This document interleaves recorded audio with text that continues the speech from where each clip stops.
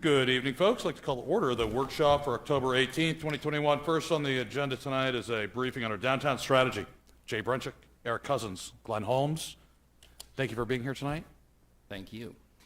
Thank you, Mayor and members of the council, for allowing us to present this downtown revitalization plan. First and foremost, I want everybody to understand that this downtown revitalization plan is not a static document. It's actually a storyboard. It lives on our goauburn.me website right here, so that members of the public as well as the city council can look at it at any point in time.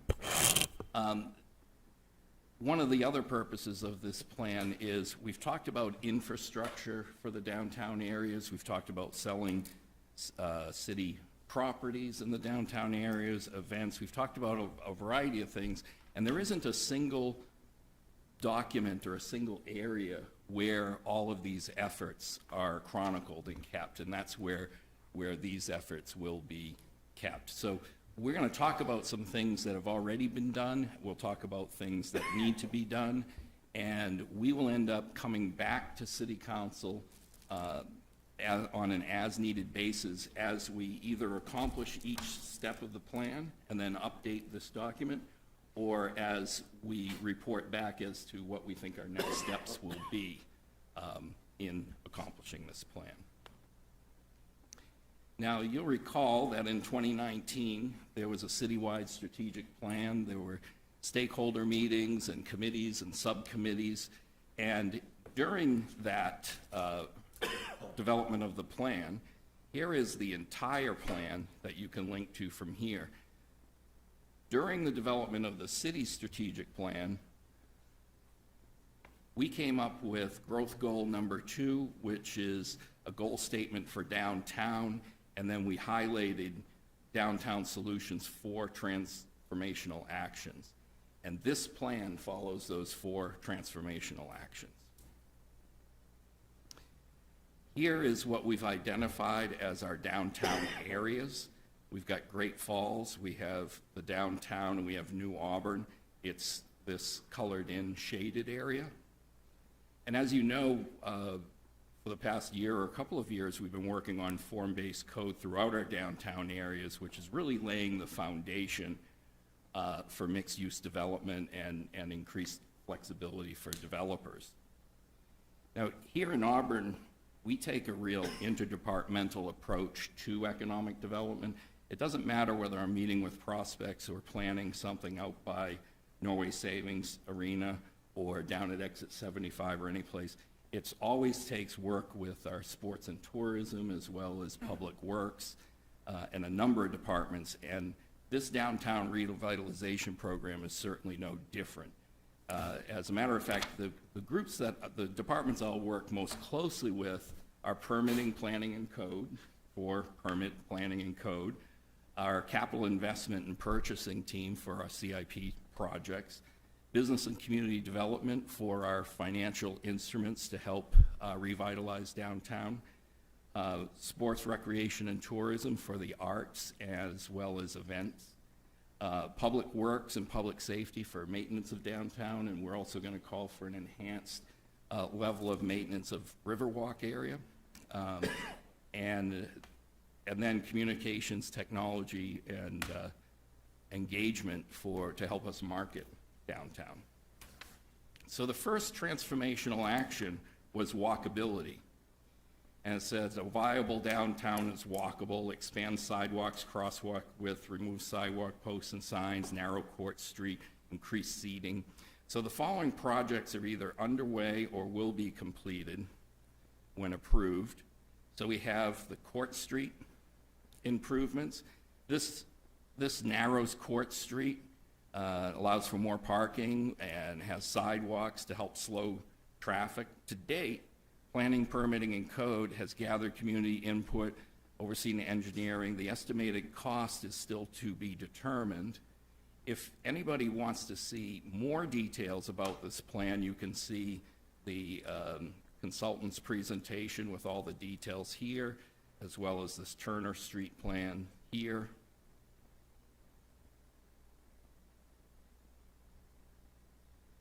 Then we also have the Library Avenue project. Now, this is a project that didn't get approved.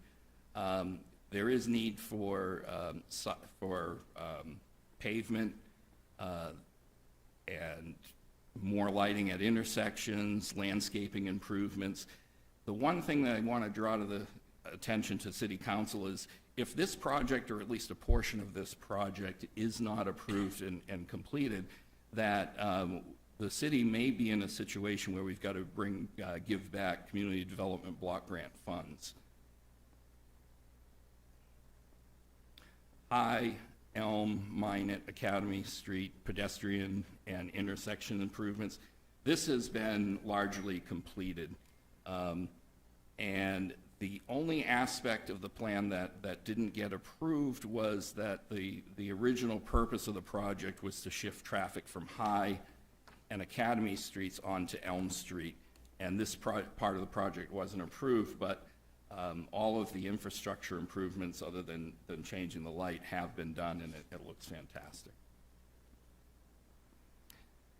Something that City Council members and members of the business community and the mayor have talked back and forth about is downtown parking, especially with the concern regarding the possibly a restaurant at 186 Main Street with housing that would increase the number of people who need parking. We do have in our plans conversations about making Mechanics Row a two-way street.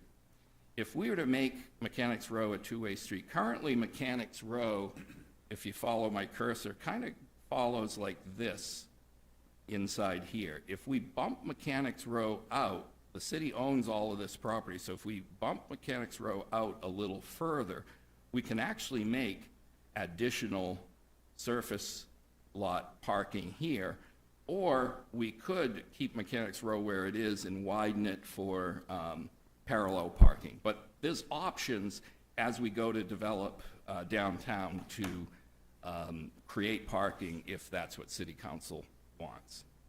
May I just ask a question? Sure. So is that all contingent on Mechanics Row being two-way, what we were looking at? Right. The idea would be to have two-way street along with the whole street would kind of move outward away from the surface parking lot, and then it would make additional room. And would that still have sidewalks? Yes. Okay, thank you. So, and none of this is engineered. This Right, is your economic developer saying, look what we could do. But the idea would be to keep it walkable with sidewalks, make it a two-way street, so when we do have events, it's easier. And if City Council has concerns over parking, to also, in that same project, create some parking. How much would it hurt the restaurant that's on the corner there for parking? Which restaurant? The 84 Court. 84 Court? Well, I think if we do it this way so that well, actually, let me go back. I can't scroll up, but you'll see here we start bumping out right about here, and our parking lot and the parking lot for 84 Court is up here, so it wouldn't really be affected if we did it in this manner. It'd actually probably give them more parking, too.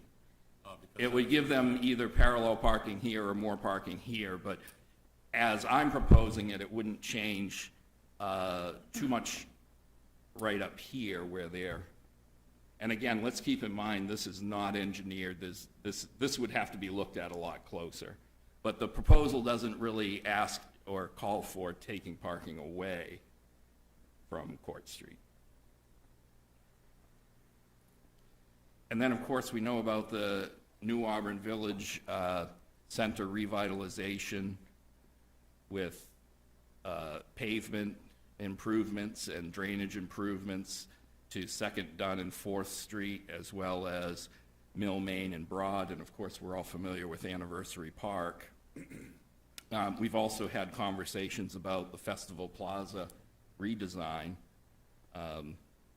which could happen in the next couple of years. Now we come to an interesting thing with Riverwalk Maintenance and the potential for a pocket park. I've walked Riverwalk with several developers, as well as with our Director of Public Works. The mayor was with us on one of our walks, and a lot of them say the same thing, that we need to take care of invasive plants that are along Riverwalk, and we need to prune our trees so we've got a much better view of the river. When we've made the walk, we have noticed that there's actually a piece of land that's, if I zoom in a bit, you can see this is where 186 Main Street is. It's right here. That's actually enough land for a small pocket park.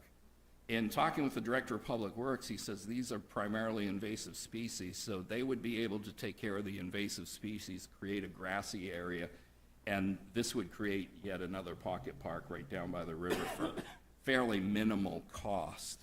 I think that as we enhance our maintenance of Riverwalk and the view of the river, it's going to allow for us to incorporate some of the events that we have, incorporate the river. In other words, we could put a dock out there. There could be people who kayak during some of our events, those types of things. So we may want to consider a kayak rack or dock or some of those other things. But to just get it to a point where it's a grassy area to fish from and things is really just part of maintenance. The second transformational action is the redevelopment of the Great Falls Plaza area. And in order for us to even begin redevelopment, we need to take care of some infrastructure issues. A major drainage infrastructure upgrade is needed before the Great Falls Plaza is redeveloped, and the way we handle drainage needs to be considered for a master plan. The estimated cost is in excess of $800,000 for that drainage project. And then you did see a presentation about a month ago where the city of Lewiston wants to put in a redundant water main, which could well be part of Great Falls Plaza, or cut through Great Falls Plaza, or go around.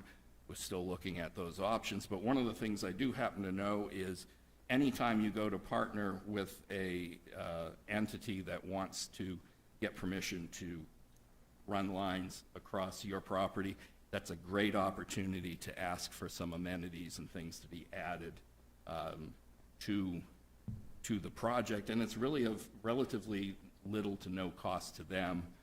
I happen to know the Director of Public Works over there. I've already been talking with her about some of those ideas. The third transformational action is a downtown management district, which we've already outlined this. The way we came up with this as our downtown management district is I went back and looked 20 years back. There's been a variety of plans, a variety of conversations, and in each case, every plan called for these areas to be considered the downtown area, as well as the 2019 plan called for this area. Now, the plan also asked for a downtown, or suggested that we have a downtown coordinator. Our next steps for deciding on whether or not to hire a downtown coordinator is going to involve talking to some property owners, community stakeholders, downtown businesses, and state and regional partners to decide, do we need to, and do we want to hire a coordinator? What would the budget be? And what role would this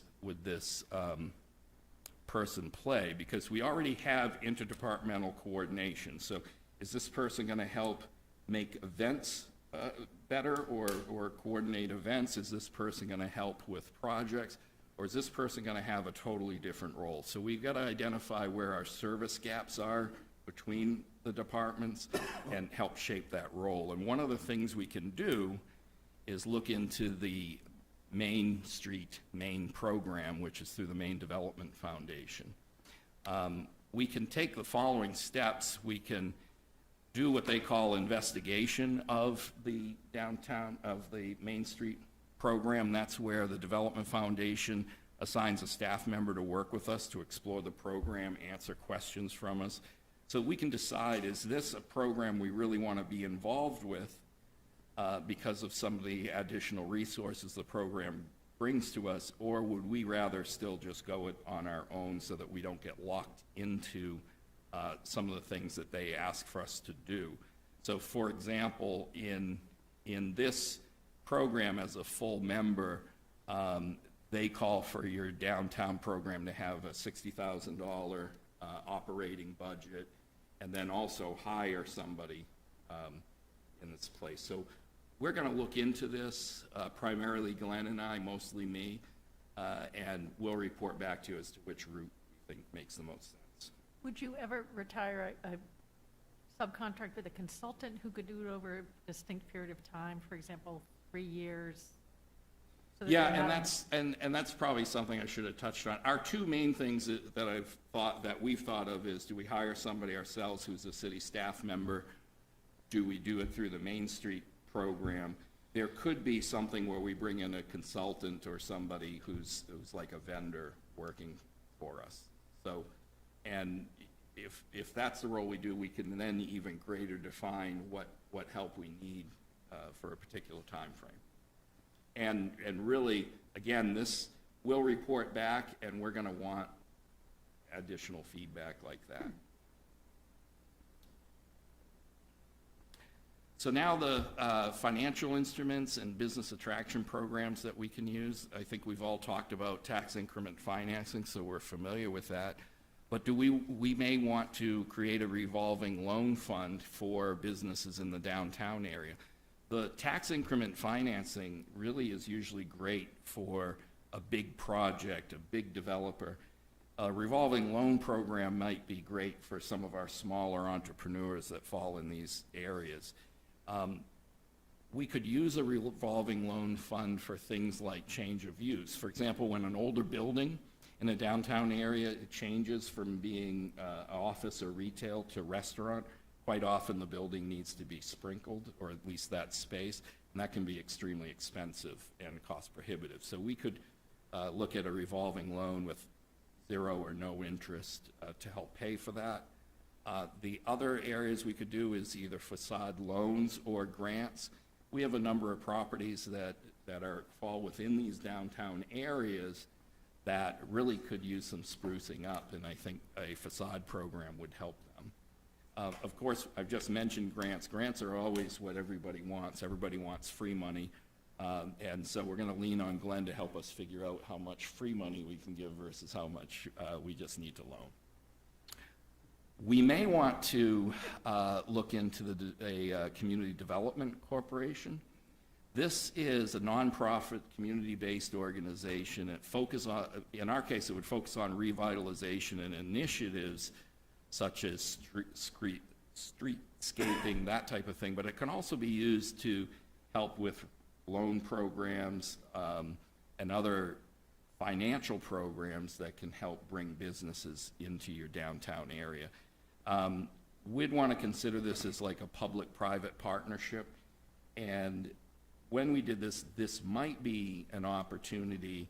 Let's say we've got a downtown property that we're realizing we can't move. Maybe we want to do some kind of cooperative relationship or private-public partnership with a developer on one of our properties. It would run through this community development corporation if that's what we did. We could have a business plan contest. Now, I am not usually a big fan of business plan contests when they are just cover all types of businesses and it's open to anywhere in the city. And the reason for that is it usually doesn't make much of a change to a particular area. What I would like us to do is consider a very targeted and focused business plan contest. For example, if you look at this downtown area, the area we're in now, we don't have a coffee shop. And if you look at the Roque building, that has a lot of businesses in there that don't generate foot traffic. So we've started conversations with the Housing Authority about perhaps we could get into one of those spaces. If that's the case, the way this would work is city staff would go in and make sure that the space could be used for a coffee shop. If it can't, are there some grant funds we can use to make the upgrades that are needed for it to be a coffee shop? And then we would do a business plan contest, do it in conjunction with an organization like the Small Business Development Center, where it'd be like a 10-week program where they have to take different classes, and then the winner would get that space, perhaps with some grant dollars, but then we'd get what we want as the coffee shop in downtown. I think what's really important is, as the winner, they would also get quarterly business consultant sessions with the Small Business Development Center for the first 3 years that they're open. This way, we help to make sure they're successful and they get some great follow-up. We want to consider a business incubator, whether it's in an existing building or we create something else, but we'd want a business incubator. We may want to do a storage container cluster or incubator, like you see on Washington Avenue in Portland. You can see here, some of them are restaurants, some are other types of businesses, and they're in here for a set amount of time, and then they graduate out. This is something we could do perhaps in our surface parking lot here in downtown, or some other area in one of our downtown areas. Then, of course, we want to continue to work with developers to develop our downtown properties. I'm not going to get too detailed into this because you're familiar with these properties, but as you click on them, you can see the different properties that we have available.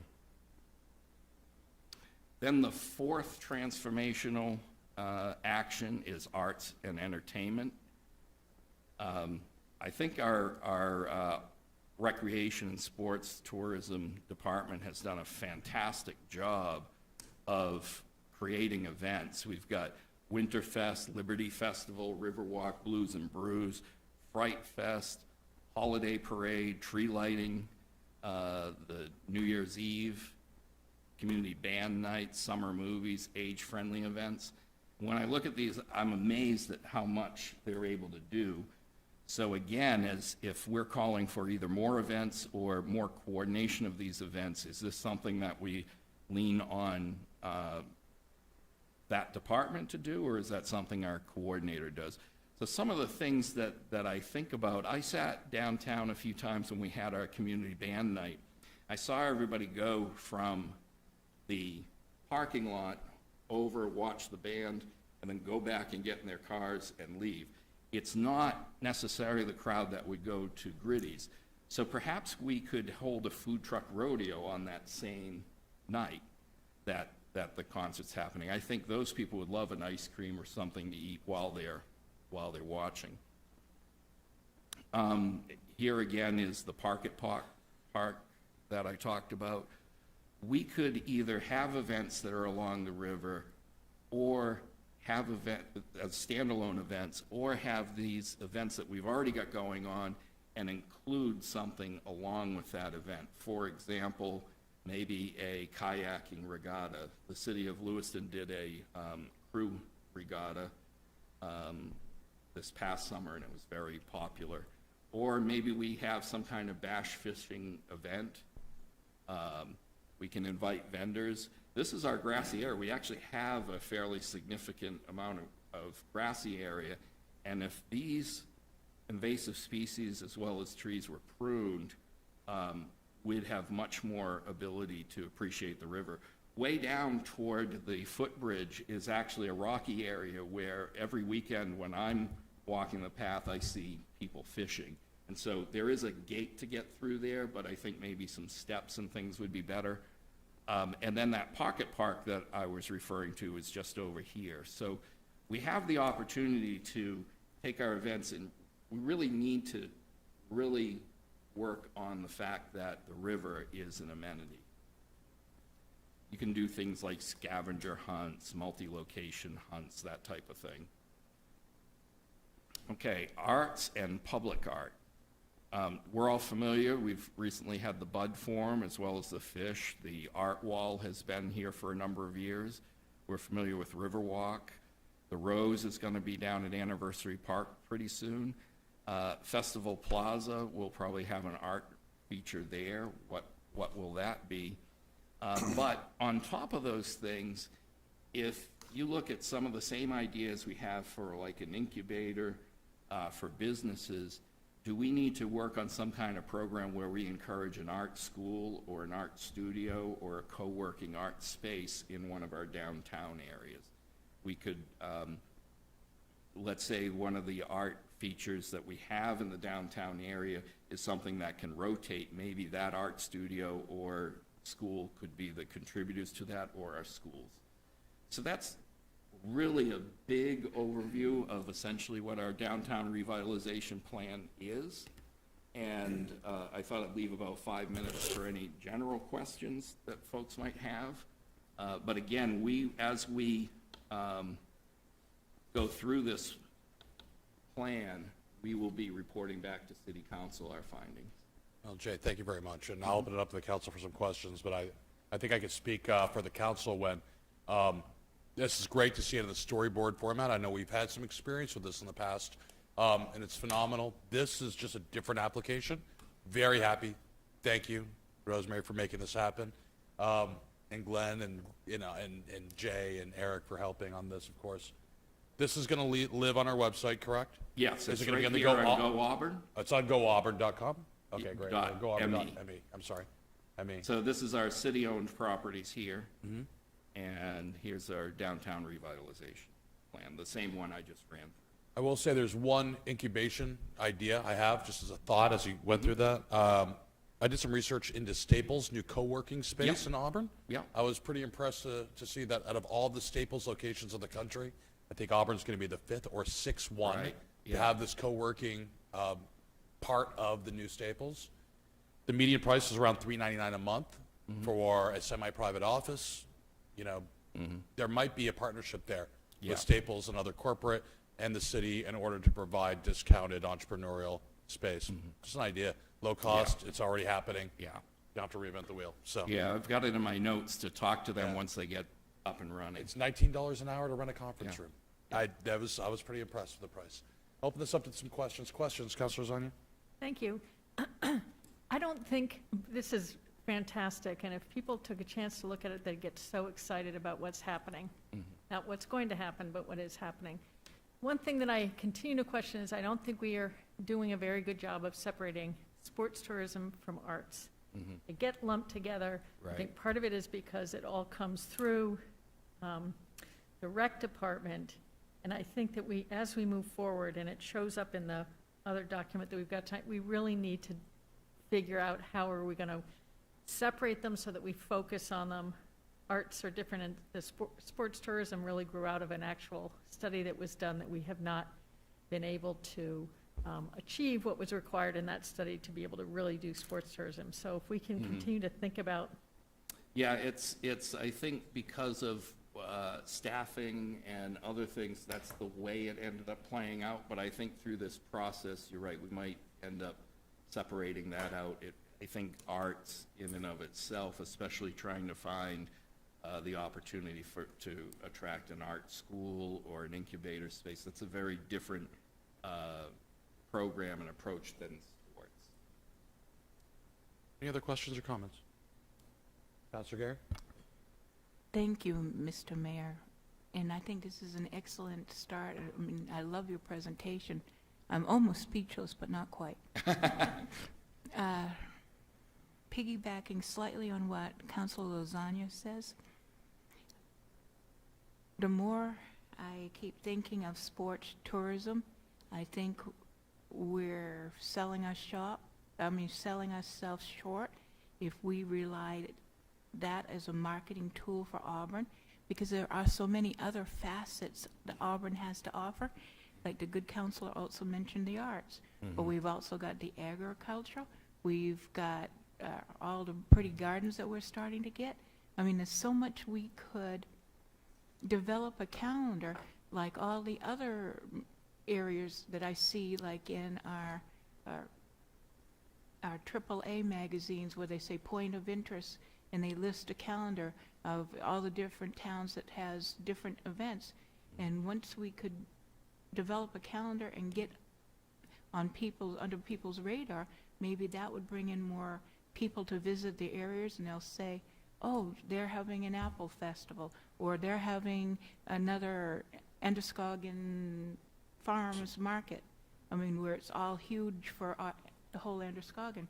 I mean, the possibilities of expanding is just so phenomenal.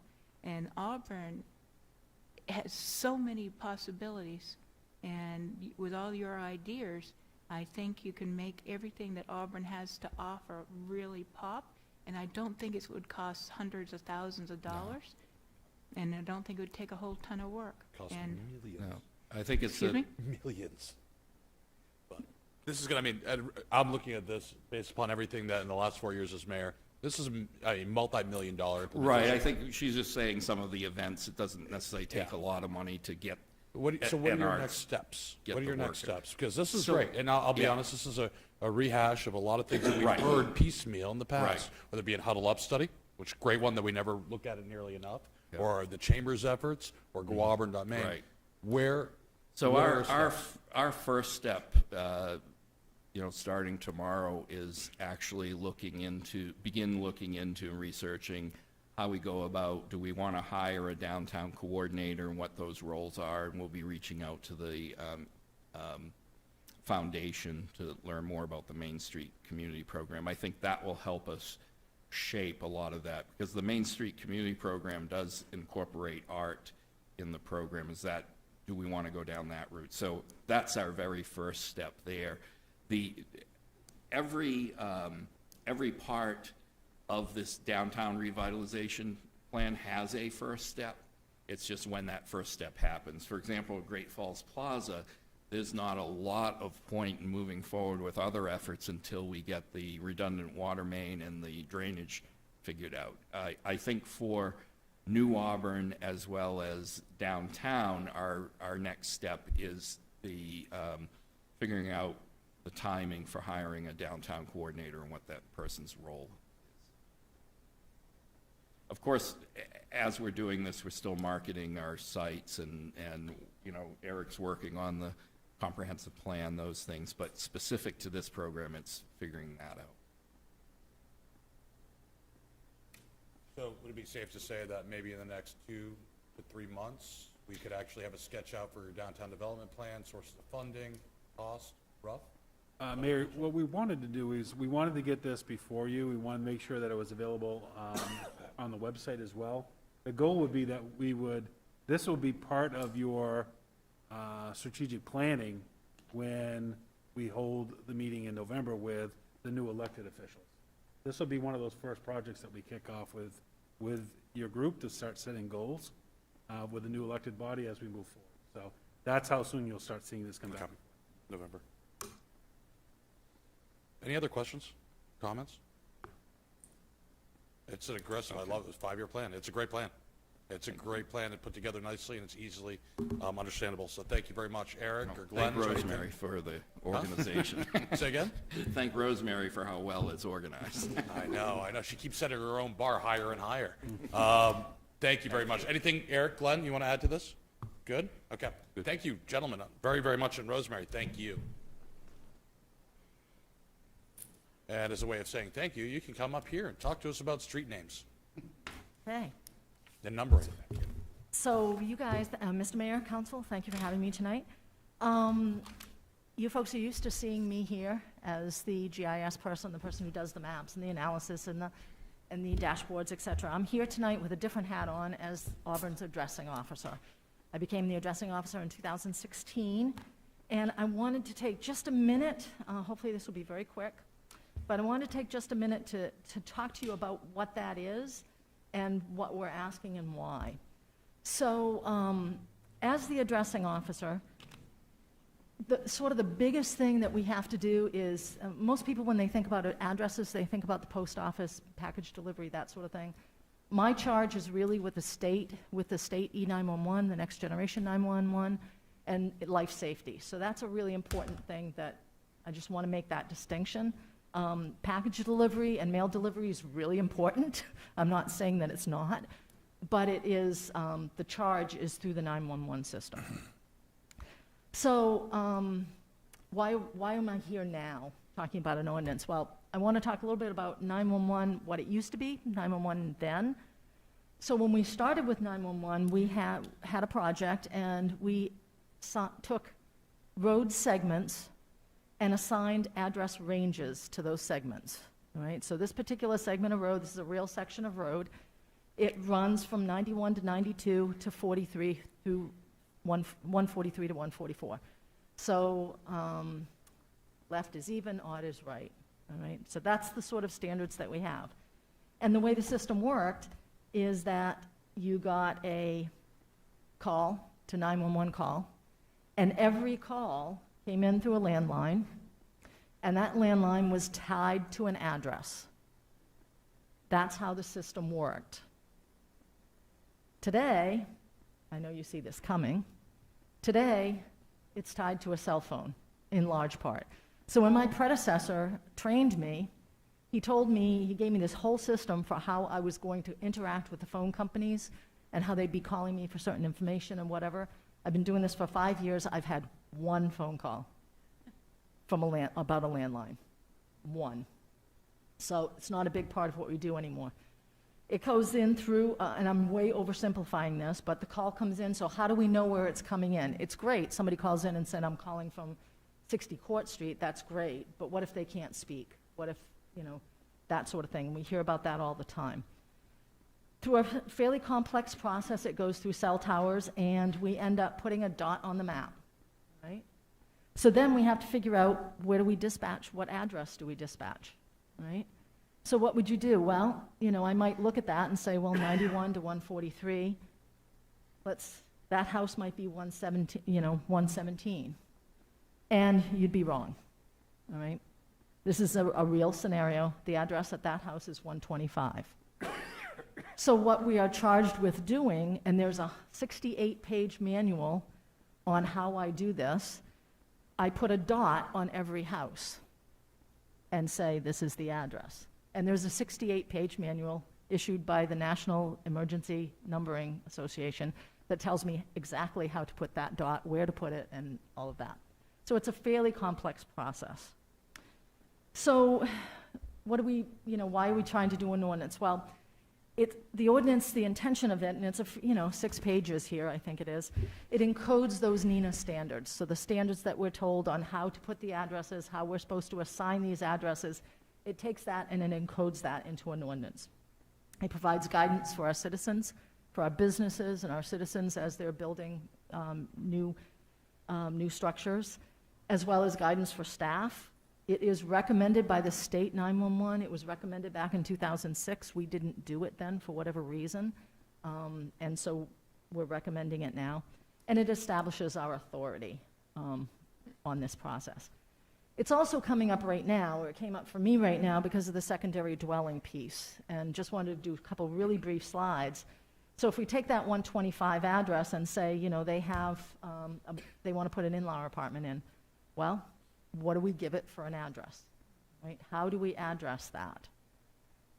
Having some standards on how we do that is really important. I may not always be the person doing it, and we want to be consistent across the city and across time. Let's take the place across the street. They have a little bit of land. So let's say they build another structure. It has a second driveway. How do we address that one? That one's fairly straightforward, okay? Second driveway, that one's a fairly easy one. What about this one? This one's sitting on my desk right now, all right? This is a secondary dwelling that's going to be built on a house lot, and they're going to share a driveway. So how are we going to address that? So that's why this came up. That's why we're here today. Another reason that we're here today is that our current ordinance, and you have copies of the current ordinances in your packet, there's 2 current ordinances that are kind of piecemeal in there. We're suggesting we eliminate those and replace it with the one that we've provided. The planning board has specifically requested that they be taken off the process. Our ordinance indicates that they are required, that I am required to have all streets that are privately owned, and there are lots of times when we do that, if there's multiple houses on a single access point, that name of that street has to be approved by the planning board. That can hold up development for an entire month or more while that's happening. And all they're doing is rubber stamping, because I go through everything with the PSAP, the 911 center, and police and fire to make sure we're all in agreement. The ordinance that you have in front of you is based on a sample ordinance that was provided to me by the state of what they considered one of the model ordinances, and so we took that and put our own stamp on it. We have had meetings, reviewed it with our staff, with PD, with fire, EMS, and it was reviewed by the comm center. And everybody has been in agreement. We had some discussion, some, fairly, I won't say heated, but we had some disagreements, and we came to agreement, and this is what we've come up with. And that's it. Pretty quick, down and dirty. Just reminds me of that movie, Hogwarts, Station 9.5. Never really Exactly. existed, something like that. Well, and there could be some of those situations where, we have houses where you may have a 20 and a 22, and somebody wants to put a secondary dwelling unit. That's we want to establish that authority to say we may have to readdress existing. No, and thank you very much for this. This is absolutely critical to the health and safety of Auburn. Council, do we have any questions or comments or about the proposed ordinance or anything Rosemary went over today? She did an excellent job. Great. And I was actually quite shocked in your first example how many pools we have in Auburn. So, You'd be Pool- surprised. That was pool neighborhood, huh? Yeah. Eric, we might need to check that for permits. So, thank you very much, then. That's it for tonight. Thank you. We appreciate it. And this will come up in our next meeting, correct? That's correct. Okay. Next on the agenda, general assistance maximums.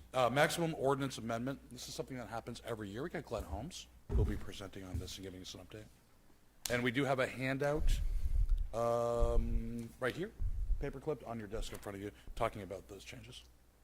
So as the mayor said, thank you very much for having me this evening. These are an annual event, and I will just call your attention that there are some small adjustments that are being made this year. And if you look at that, the overall maximum Appendix A and the average increase is $8 per person per household per month. That's the overall amount that is given for general assistance. The food maximum Appendix B, the average increase is $38 per individual per month. And the housing maximum Appendix C is an average increase of $22 per month. There's no changes in Appendix D through H. Your first reading will be at the next meeting, second reading at the next one. Unless there's any questions, it's pretty much statutorily controlled. Glenn, just real quick on this. And this is pretty routine, but there's real-world implications on this as well. When were these numbers actually set by HUD before they came down to you? I mean, what's the elapsed time period? They normally run 18 months behind. I'm sorry? They normally run 18 months behind. 18 months behind. Okay. So conventional wisdom or anecdotal information, if I'm looking at this and I'm looking at, $900 and some odd for a two-bedroom heated apartment as the general assistance maximum, I don't think you can find a two-bedroom heated apartment in Auburn at this time. This is something that has poked its head up over the last couple of years. Do you, based upon the changes that we're seeing, do you expect next year's increase to be significantly more? Just or trajectory, if you If will? they stay true to form, yes, you'll see a larger increase because of what's happened over the last 18 months, yes. Okay. Okay, thank you. Any other questions? No? Okay. Mr. Mayor, just Oh, I'm sorry. quickly, do we have any input on that increase? I think the mayor makes an excellent point, and I've been asking about this every year that it comes through, that it doesn't nearly cover. We don't have any input, it's just an automatic calculation that they make in terms of what they'll pay. Correct. These numbers come down from HUD, and this is what the state of Maine also accepts and then passes down to the municipal level. The only way to do them differently would be to do your own local study at the expense of the city to do that. And they look at Auburn as separate from Lewiston in terms of coming up We're with those part of a numbers? metro area, so it's Lewis and Auburn Metro. Okay, thank you. Yeah, and I think it's an interesting point. We have to always look at this because I know from talking to landlords that they use this document to set their market rate rents and reset their market rate rents up. So it's almost an inflationary pressure. But I also know that Livermore Falls, Mechanic Falls rents are significantly cheaper than Auburn, Lewiston rents.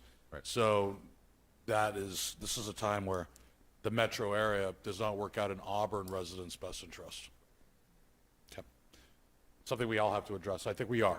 And I think we've been addressing this now for the last 3 years, and the pandemic has just absolutely exasperated the situation. But, yeah. And we're very fortunate to have Jeff Tardiff, who's the manager, who wanted to be here tonight, wasn't able to be. really does a good job working with landlords to find apartments that we can get for these amounts of money. Very good. It's a lot of work. They're there. Thank you very much, Glenn. Appreciate it. Okay, so that'll be in our next meeting.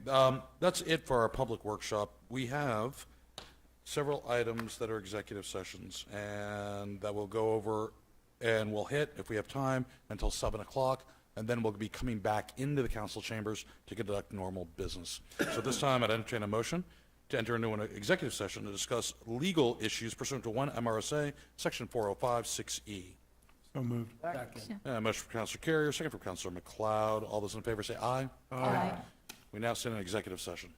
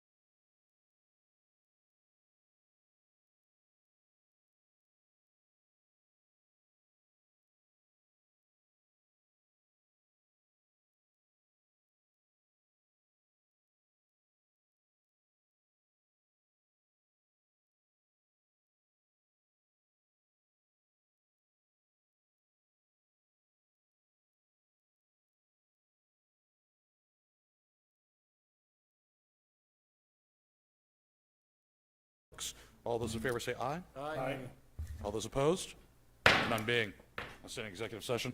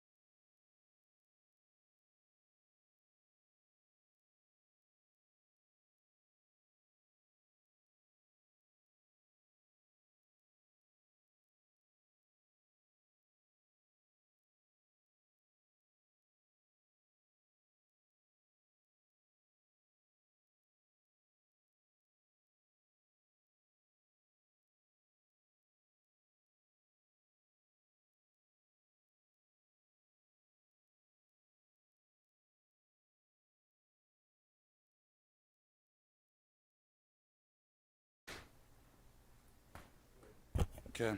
I'd like to call to order this meeting of October 18th, 2021. Please join me in the Pledge of Allegiance.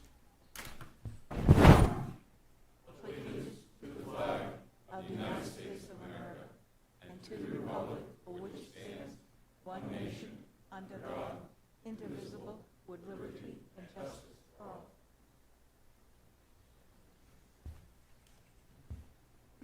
Excuse me. Okay, first on the agenda, we have 3 consent items. I'll entertain a motion at this time.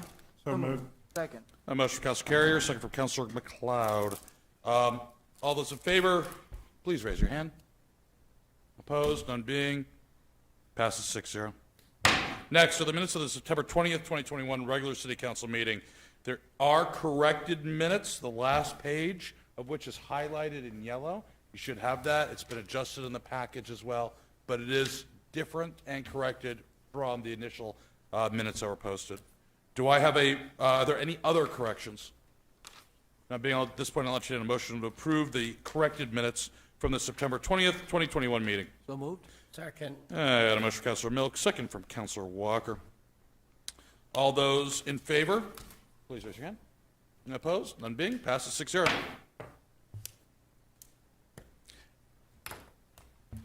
Now on to communications, presentations, and recognition. Hold on a second.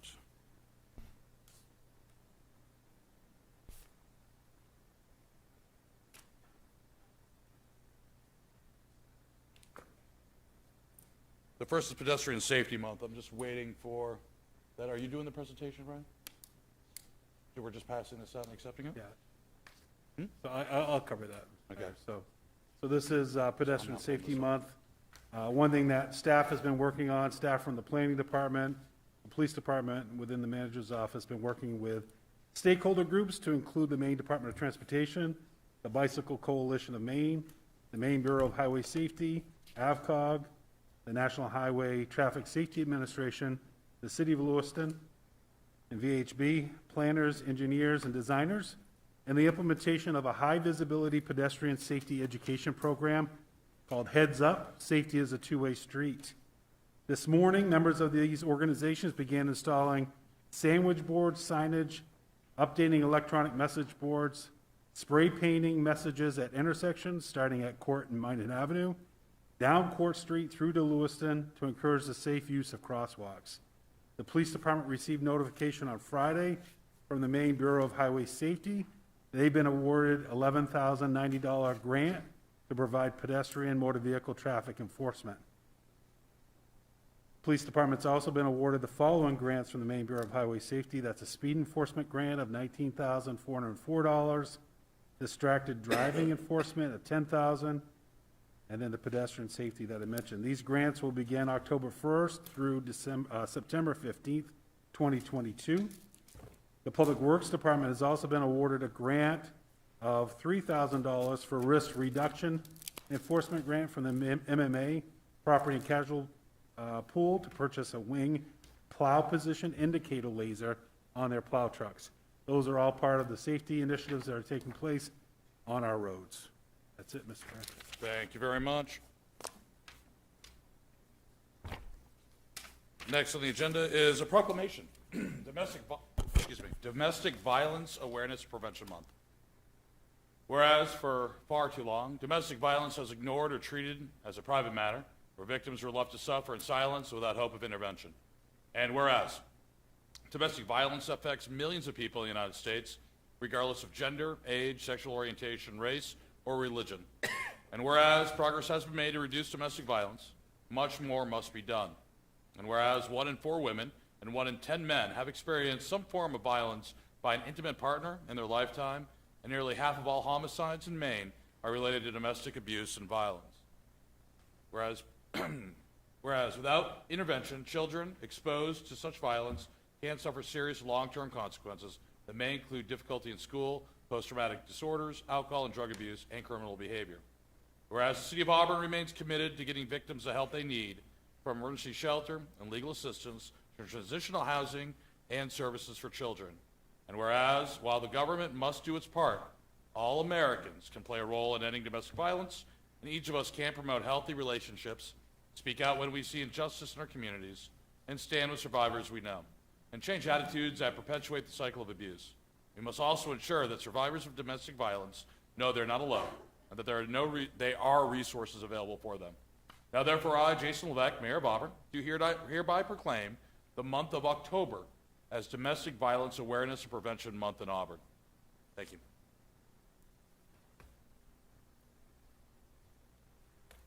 Steve. Okay, next on the agenda is an ARPA Ad Hoc Committee update. I'll just brief everybody on this.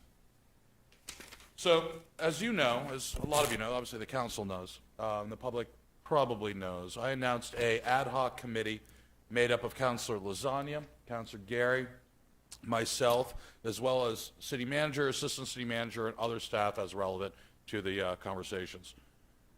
Goal, and I sent a memorandum out, and I'll actually forward this out to Sue so she can put this in the minutes as well. But the intent is to efficiently deploy funds that will have the greatest impact on Auburn's recovery from COVID-19 in a timely manner.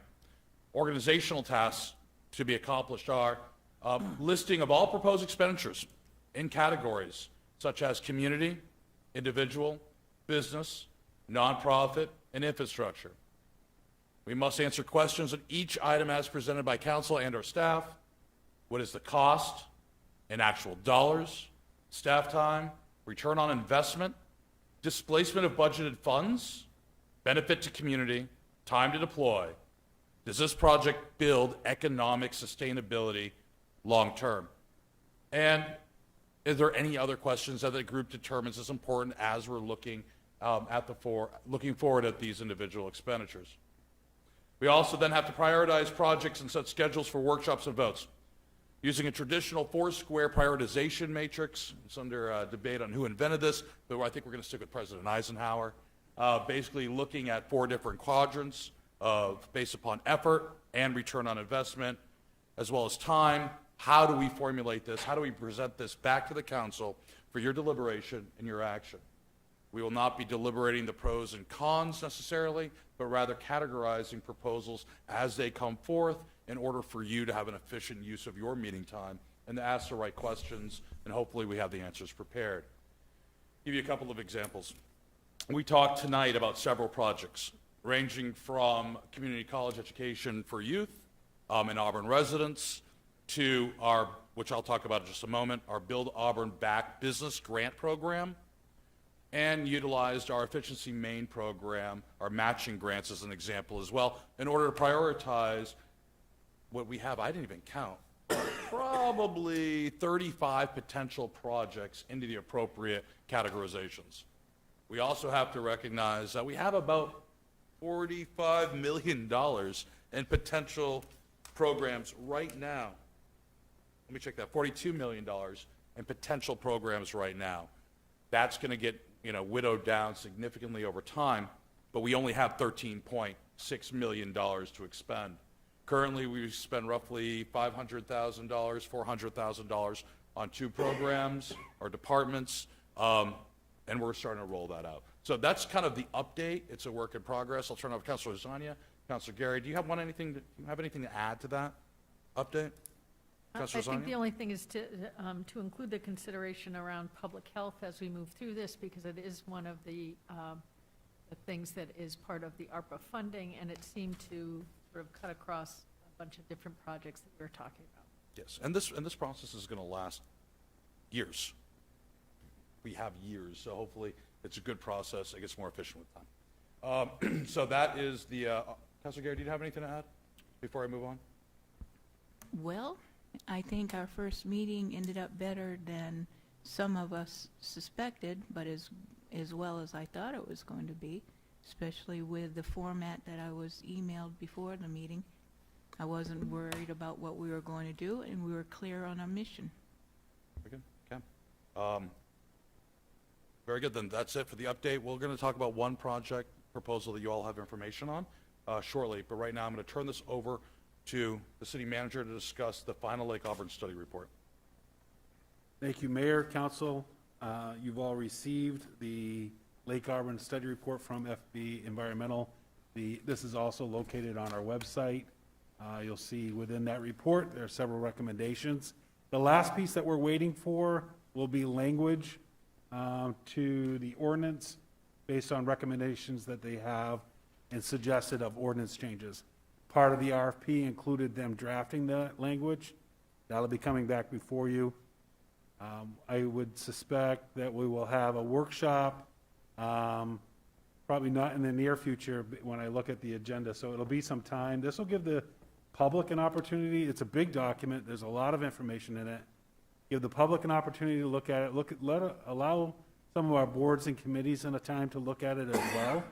And so I see somewhere around the first of the year, and I know this will be with potentially changes within the council makeups, but sometime around the first of the year, maybe seeing the full report come back to you, but you might see some recommendations depending on how soon we get that back regarding the ordinance changes. So it is on our website, so I encourage people to take a look at it. As I said, it's a big document, but break it out into sections, you'll see it does align with our RFP of what we requested FB Environmental to produce for us. So that's it. Very good, thank you. Okay, we're going to roll into a new proposal I wanted to make sure was out to the council and the public and recorded in the minutes today. This is something the ad hoc committee went over in detail today and thought that it was an urgent matter, lower or actually mid to high effort on staff's end, but extremely high return on investment. So let me just run over the highlights. First of all, small businesses are the backbone of Auburn as well as any other community. Small businesses have been dealt with significant challenges during the pandemic, and those issues, those challenges are now persisting, as we all know, specifically in the area of hiring new employees, and we're having a lot of flux with a lot of different policies and during COVID-19 pandemic recovery. The intent of the Build Auburn Back Better program is to use ARPA money to subsidize recruitment, hiring, training, retention of employees. We as a city can strengthen our economic foundation and ensure economic sustainability post-pandemic within our small business community. Highlights of the program are as this. For any employer or business located within the city of Auburn that has less than 50 employees, therefore known as a small business, for every new employee they hire who is in an unemployed status for a period of 4 weeks, after 60 days of full-time employment, 32 hours or more per week, that business will receive $4,000 as a reimbursement grant per employee, maximum 2 employees to be utilized. Overall pilot program budget at $450,000, plus an anticipated $50,000 for administrative overhead and covering the program itself from a staff support standpoint. Those numbers will be worked out further. City staff will have something presented with a goal of this being, if the council approves at our next vote, this being launched and ready by December 1st, which would be the 60-day mark from October 1st. So it'd be retroactive and people or businesses could start applying on or after December 1st. That's the goal. We can help up to 100 businesses. We can help up to 100 people get off of unemployment and back gainfully employed within the city of Auburn, to Auburn businesses that pay taxes. So that is the rough outline. I wanted to make sure everybody had this and understood it. This will come up for an order, which will be properly debated and then voted on by you, the council, at our next meeting. But I wanted to stick that out there so you all had it, as well as the public, so that you could reach out to your constituents for any questions and clarification that need to happen. Okay, any questions on that right now? Okay, very good. We are going to move on then. Next, council communications. We'll start off with council. We'll start off on the left, Councilor Lasagna, and then work around if you guys have any communications that's important for the community to know. Thank you, Mr. Mayor. The Auburn Ag and Forestry Committees are having a farm snapshot tour from 10 to 1 this Saturday.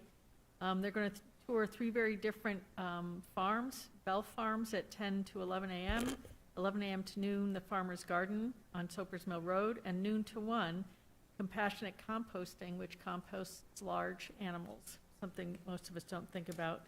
It's going to be rain or shine. There's going to be a bus that can provide transportation. If you're interested, you need to contact Jay Brenchick at the city, extension 1218, to reserve a seat, and you can always call the city to get more information. That's this Saturday between 10 and 1. Councilor McLeod? No, thanks. Councilor Gary? None now, thank you. Age Friendly is putting on a luncheon, baked beans, hot dogs, coleslaw, the whole works at the senior center Saturday, 12 o'clock to 1:30. So if you want a free lunch, come on down to the senior center, Pettingill Park. Very good. Mr. Manager? Just one follow-up for the community. I think people may have seen that Senator Collins was in Auburn on Friday touring Auburn Central Fire Station and our 911 center. The senator had worked with staff to secure some recent funding opportunities. One being, the first one was towards our radio system. The City of Auburn and the City of Lewiston are currently the only two municipalities in the state, and I would suspect probably throughout most of the country, that has a radio system that will have a base radio station in each school within our community. They also will have 30 portable radios that will be available to administrators and some key teachers within the school located throughout the building.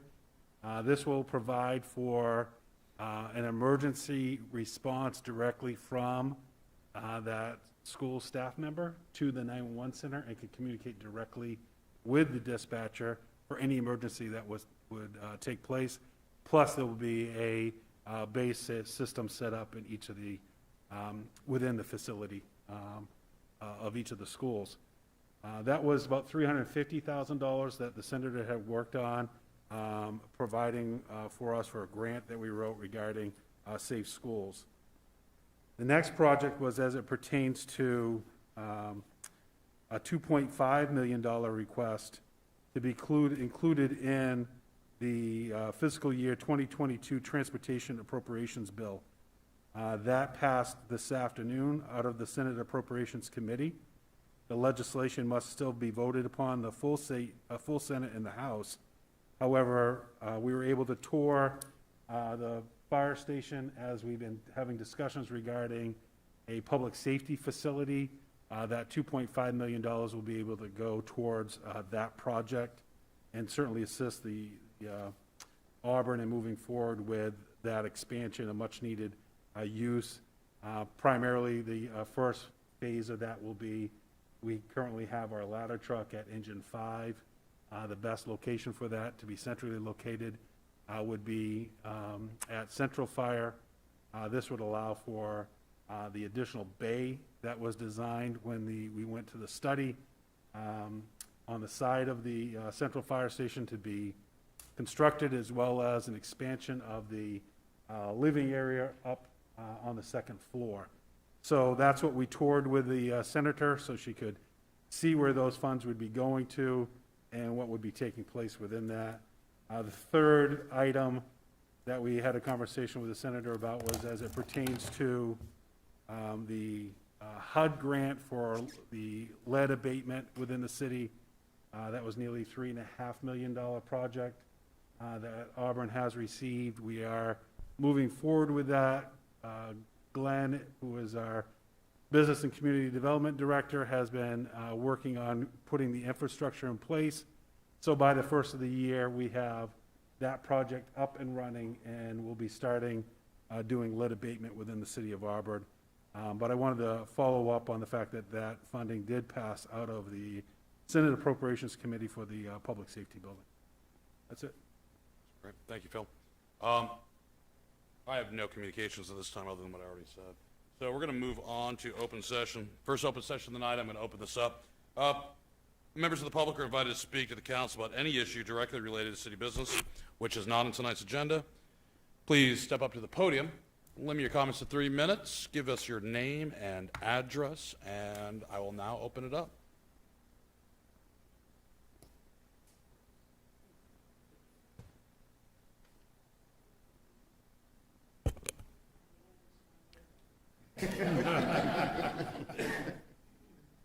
Please note for the record, I did not say that.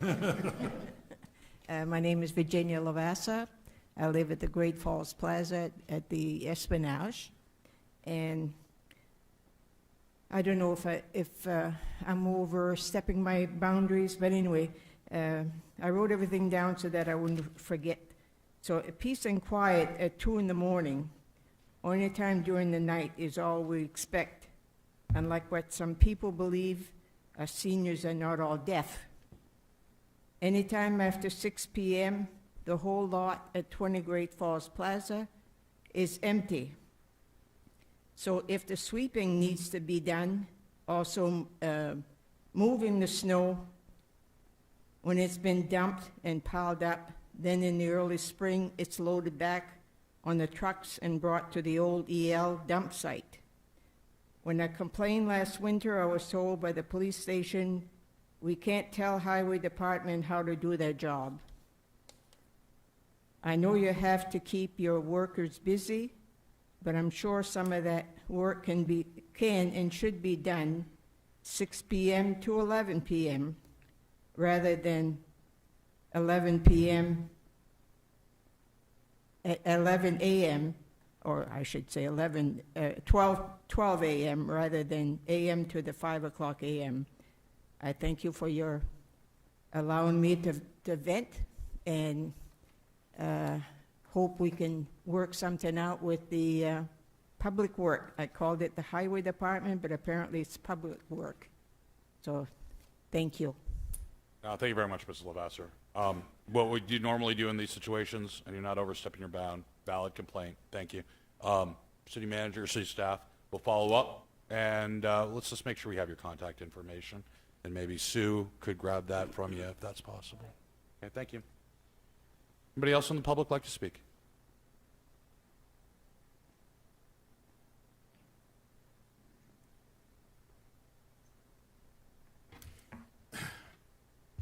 Mayor, City Council, good evening. My name is Chris Myrtle, Captain of the Auburn Fire Department, proud President, Local 797, Auburn Professional Firefighters. For approximately 67 weeks, Maine was under a state of civil emergency because of the pandemic of COVID-19. Everyone was affected by the coronavirus in one way or another, but during this whole state of unrest, one thing continued and did not falter in any fashion, and that would be the brave men and women that make up the Auburn Fire Department. The Auburn Fire Department was one of the only departments in the city of Auburn that never altered their schedule, worked from home, or veered off the path of serving and protecting this community. During the state of emergency, we were faced with hundreds of suspected COVID-19 patients, and that does not include any interactions before protocols and signs and symptoms were established. All of the brave men and women of the Auburn Fire Department showed up every day in the midst of the unknown pandemic, working diligently with Maine EMS and the CDC guidelines that changed on a daily basis. We all threw caution to the wind, disregarded our own safety and the safety of our loved ones at home to ensure that not only we did our job in protecting the great citizens of this community, but stayed the constant throughout the city, working details, vaccination clinics, recalls to the station for additional personnel because of overwhelming call volume in the Twin Cities, and of course, let's not forget, responding to over 6,000 emergency calls, including structure fires, cardiac arrests, car accidents, and COVID-19 positive patients. The Auburn Fire Department itself had 4 members that we know of that tested positive for COVID and are working towards a 100% vaccination rate. We do not want a pat on the back, nor a thank you for your service, because we understand that everyone in this community knows the importance of our relationship and would never take that for granted. What we would request is that we are included in all funds that are allocated to the city and the county under the American Rescue Plan Act. Currently, $350 billion has been issued for state and local fiscal recovery funds. Androscoggin County receiving over $21 million, as well as the city of Auburn receiving over or around $14 million. These funds can be utilized for an array of things related to the city response to COVID-19 itself, or for the harmful consequences of the economic disruptions resulting from or exacerbated by the public health emergency. These included, but are not limited to, payroll benefits and other costs associated with increasing the number of employees to the level employed on January 27, 2020, or as well as providing premium pay to eligible workers, including public safety workers performing essential work during the COVID-19 public health emergency. We understand that with allocated funds, the process is lengthy and arduous to distribute evenly and to watch for the needs of the community. I ask the City Council to join other cities and communities in the state, as well as the country, that have responded to this pandemic by rewarding your first responders for their commitment, dedication, and bravery during this time. The future is unknown, and with the current events sweeping across our country, we could be in for another round, which I believe we are, of this emergency level. One thing that is not unknown is that of the commitment and dedication of the first responders in the city of Auburn. We will remain diligent and ready to go at any time. I appreciate all of you for letting me speak during this meeting, and I welcome any questions or comments. Hey, Captain, thank you very much. Just so you know, we don't engage in a back and forth or a debate, obviously, during an open session, but we're going to make, not necessarily an exception, but I'm going to give some direction on this for your staff, or your membership, I should say. First, draft up what your thoughts are based upon best practices, what other people are doing. I will state New Hampshire came from the Governor Sununu's office early on in the pandemic, utilizing care funds, and it was a blanket bonus across all municipalities, which created fairness and not this incestuous competition of one-upmanship, if you would, between county and municipalities within a state. With that said, write everything up, get your membership to approve it, however you do that. Bring this up to your chain of command, have them present that to the mayor's ad hoc committee. As soon as you have it, we will look at that and incorporate this into our prioritization matrix. I will say that, you know, there's other communities that have appropriated funds on a variety of things early on. None of their processes are as good, fair, and transparent as ours is. So we will get things in a very expedited manner when they need to happen. But the sooner you can get us proposals, the faster we can act. Thank you. We'll get them to you right away. Fair enough. Thank you. I would just add, Mayor, that the next meeting is November 1st. Yeah. Geez, November. Is there anybody else in the public that would like to speak during this first open session?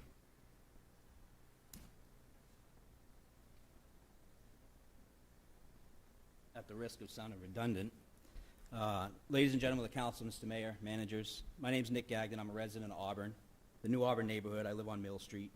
And I'm also currently the president of the Fraternal Order of Police Philbrick Bonnie Lodge, which represents the Auburn Police Department Patrol and Detectives Unit.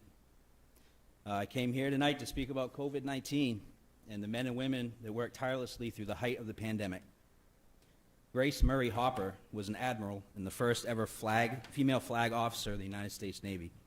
Admiral Hopper's fundamental principle was that leaders have a lot of things on their plate each day and often deal with people on a transactional basis. That means that their primary motivation for interacting with subordinates is to require something of them. Her principle was that approach is sure to do one thing: make people not want to work for them any longer. Admiral Hopper's principle was broken down into the simple form to say, you manage things and you lead people. I relate this to the COVID-19 topic in the city of Auburn for a few reasons. During the height of the pandemic, all the way through it, we've watched the council and the city of Auburn argue back and forth on the topic of mandating masks to include whether to require them in these meetings. For the most part, a majority of the council agreed that COVID-19 is so terrible that we must wear masks to protect ourselves and one another. Most city employees were allowed to work from home. The city had been at odds with trying to figure out if it was safe enough to open schools, take in-person classes. Restaurants were closed, businesses suffered, and the state of Maine and the federal government paid out an unimaginable amount of money to those that could not work.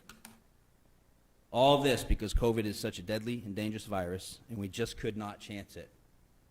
Yet, when the city, state, and entire country was in a state of complete chaos, our firefighters continued to run into the invisible fire. While the city, state,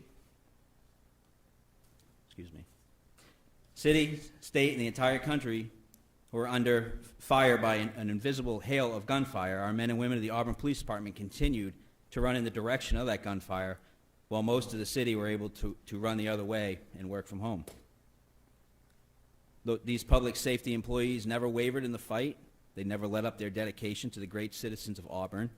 Instead, they continued to serve the community with excellence, because that's what they expect.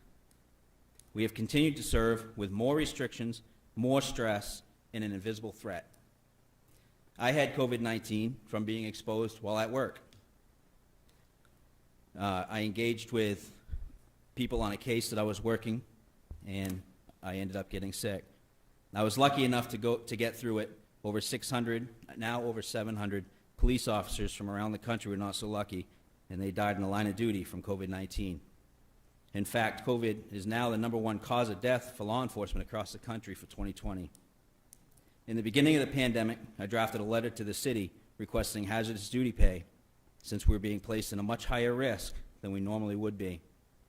I requested this for the men and women I represent because they were at work, in person, while most of the city was essentially shut down, but still being paid.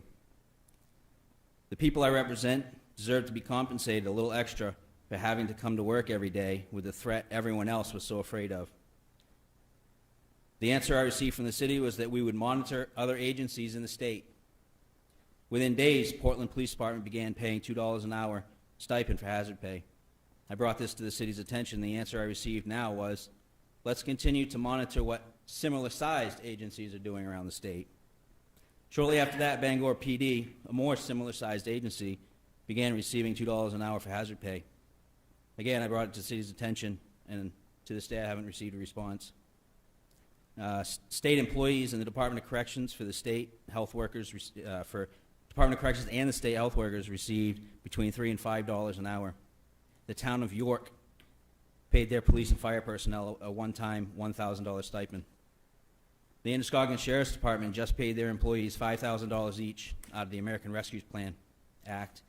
And as Mr. Mayor said, the New Hampshire Governor, Chris Sununu, provided the first responders throughout the entire state a $300 a week stipend for the months of May and June of 2020, stating, our police, fire, and EMS service risk their lives every day when they leave their house. He added that this risk has amplified during the outbreak and their potential exposure to COVID-19. That's leadership.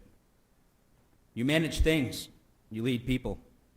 The city council does a super job managing projects, adding housing, attracting business, economic development, and all those things which we need in the city. All those things are great, but they all bring up call volume that create more work for the public safety departments. New public safety calls for service to 48 Hampshire Street, 477 Minot Avenue. Officer, you're at 5 minutes and 30 seconds. If you could please wrap up. Certainly. I'll just lead by saying you manage things and you lead people. The people you lead here in the public safety departments for the city are requesting hazard pay for the fight that we fought and the fight we continue to fight. Thank you. Good, and I won't, thank you very much. Just hold on. Again, I'm not going to repeat what I said to the fire union. First of all, is there anybody from Public Works, Auburn Teachers Association, librarians, anybody else who work that wants to speak on this topic? That wants to speak? Is they're all qualifying, or anyone from Hannaford or any other business in Auburn? Okay. So I just want to make sure that I encapsulate this. Again, write this up for your members. You had me at leadership, even though it was Navy leadership. Great lesson. I expect nothing else from a Marine. Yeah, the chaos and such, I'd definitely like to look and weigh those things. I think the entire committee would. And a little self-reflection in our own after-action report on how chaotic we were compared to your actions and others. So a little self-reflection is good, I think. But if you could get that out to us before the next meeting on November 1st, I think we can look at that in a prioritization matrix. I also will ask if any union out there has reached out to their state representative or state senator because the governor's sitting on close to $1 billion of unspent CARES money, actually ARPA money at this point, that can be utilized to level the playing field across the entire state for all your brothers and sisters in the unions, and all those who serve. And I think it's warranted. I think those communications need to happen. And if you need those contact information for those individuals, let me know. Because there needs to be some as equally passionate pressure that you're applying here, and your causation needs to go up to Augusta as well. Thank you, Mr. Mayor. Yep. Is there anybody else in the public that would like to speak? Rudy Wing, 499 Penley Corner Road. I was in about 5 weeks ago and spoke to you folks, and you guys were supposed to get together and have a discussion about me and my property, and I've tried to apply for temporary power, got denied 2 or 3 times. I bought the property, it was a conforming lot. I had a fire, it's gone. The powers to be around here somewhere deemed it a non-conforming lot now. And I'm curious to find out what you folks talked about to remedy and take a look at my situation out there. Very historical piece of property that's being shoved aside. And I'm still there, and I'm still trying to develop I have a nonprofit, I am a nonprofit, and trying to move things forward for veterans here in the community of Auburn.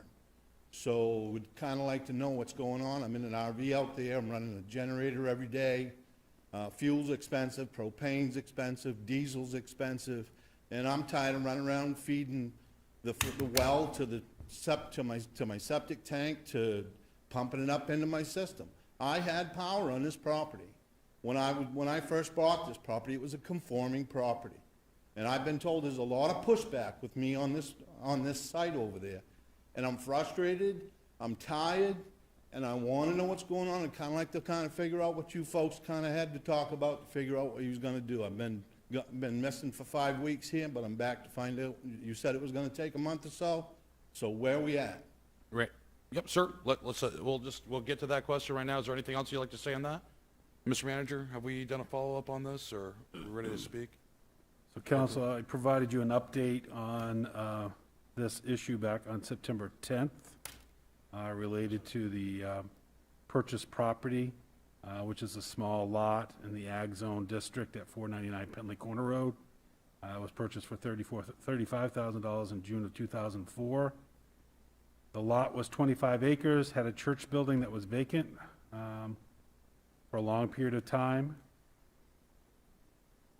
Mr. Wing wanted to convert the church to a residence. The septic system was not on his property, but was located adjacent on Lopka land, which is the Lewis and Auburn Water Pollution Control Authority. We could not approve a residence due to the ag zone minimum lot size of 10 acres and the income requirements for the ag income. It was later learned that Mr. Wing was converting a portion of the building to living quarters without permits, and work was stopped. Mr. Wing proposed a swing and a prayer, I believe was the name of the recreational use of the property, but never completed the application process or secured the necessary partnership with a golf course to make the recreational use happen.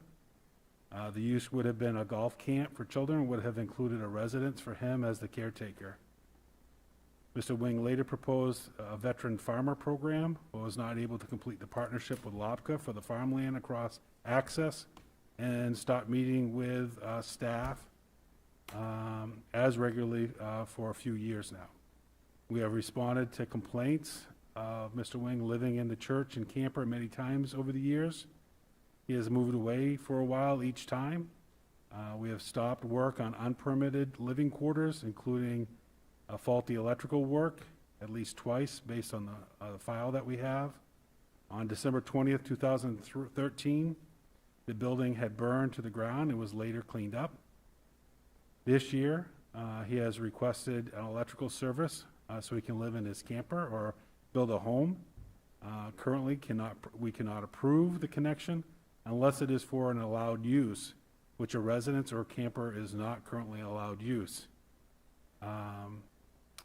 And that's the update that was provided to you on September 10th. So, sir, to summarize, and I was out of the country at that point, so I apologize for not having it right at the top of my tongue.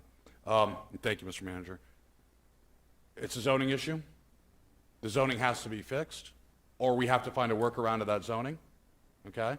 There are workarounds to that zoning. I'd be happy to communicate with you out of this meeting if you'd like.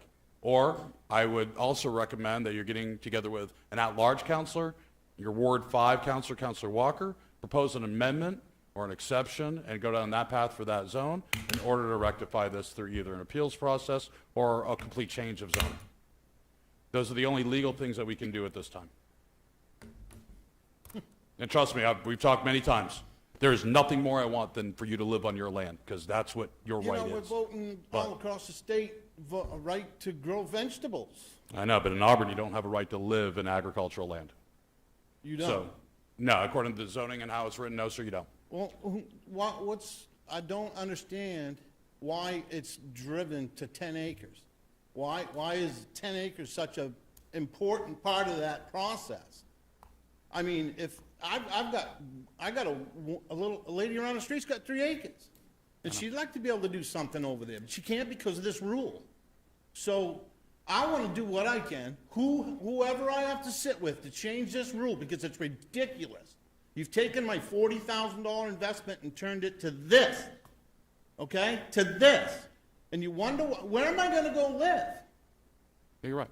I'm in my RV. I'm on that property. I've got a nasty letter from Sir, this city, this Sir, town if I'd like to stating do, they're going to find me. we are every in time I open do it. session. I think we're giving some courtesies to people tonight by following up. But if you would hold tight, after this, I'm going to break into a 10-minute recess because we haven't had one yet, so that we can have some counselors talk with you about next steps. Okay. Okay. Is there anybody else that'd like to speak in tonight's open session?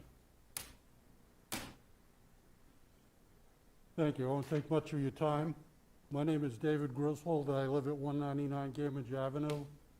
I'm a member of the Agriculture Committee and also of the Conservation Commission. And I wanted to make you aware of a couple accomplishments that have been recently taken care of. The Riverwalk Story Walk is a 16-station walkway along the river, and the Ag Committee a couple of weeks ago through the month of October has an exhibit there which points out the diversity of activities for agriculture and woodlots and forestry in the city. We collaborated with the Conservation Commission on a couple stations about invasive insects and invasive plants, including the brown-tailed moth that I know get a lot of attention this summer, what it's all about, how you can take preventative action to minimize its impact. And that will be up through the end of October. There's a lot of pictures, animals, and different things. It's good for the whole family to check out. The other item I think you may be aware of, but I wanted to make sure, is that the Community Forest Board, of which I'm chair, applied for a grant for Project Canopy last winter. With the help of Gary Wadsworth, put it together with our help. And last week there were 12 autumn gold geckos planted on the median of Washington Street on the southern entrance of the city. And I want to make sure that you are aware of that.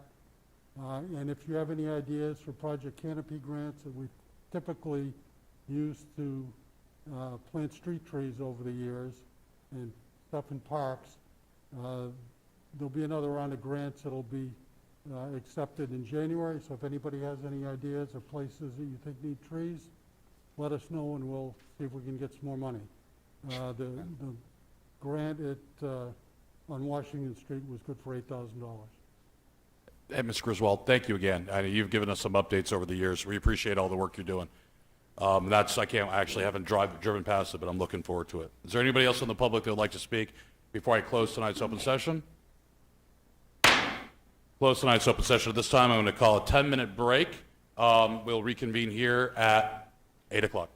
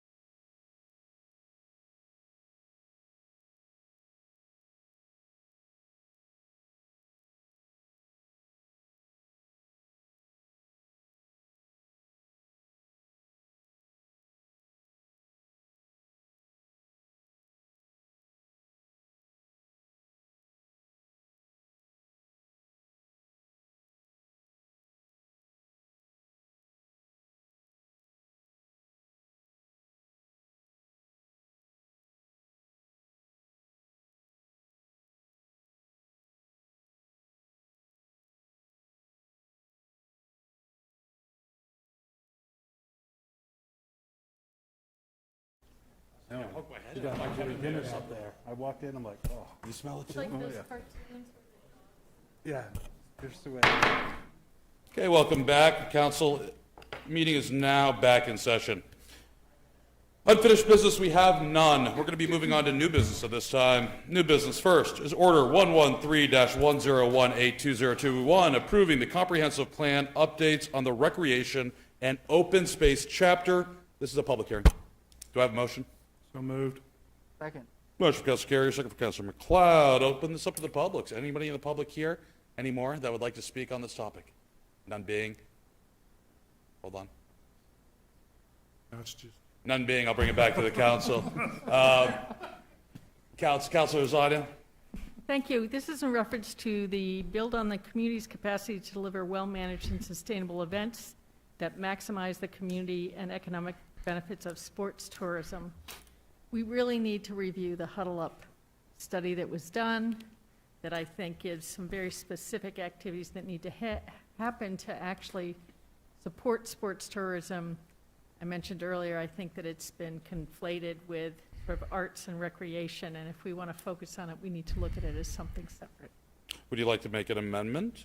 Our motion to amend sports tourism where it appears to read something to the effect sports and art or sports and cultural-based tourism? No, because then we're putting them together again in the same place. Fair enough. Okay, so a friendly recommendation that we should, and I think that point was made earlier, and I think it's well taken. It should be looked at. Okay, is there any other comments? I'm going to open this up to the council again. So, council, do we have anybody supportive of this that would like to speak? Any comments? Any comments in opposition to the entirety or sections of this, of the comp plan review on recreation and open space?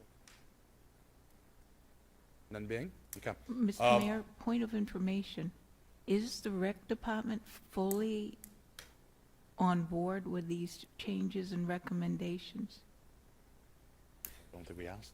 So we have staff that's- that participates in discussions, but really this is your document and it'll be something that you adopt. And then as you move forward with implementation steps, that's when staff would then participate and provide you the information. And our job is to give you the information and your job will be to make the decision.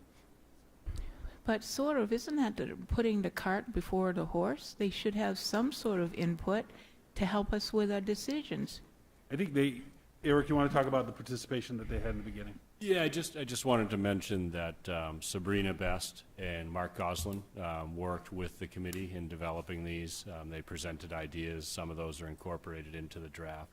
And they did provide information and feedback to the committee to help form these recommendations. Yeah, and I wish Councilor Boss was very, very active in this one as well. Councilor McLeod, am I correct on that? You were on FLU only, correct? Okay.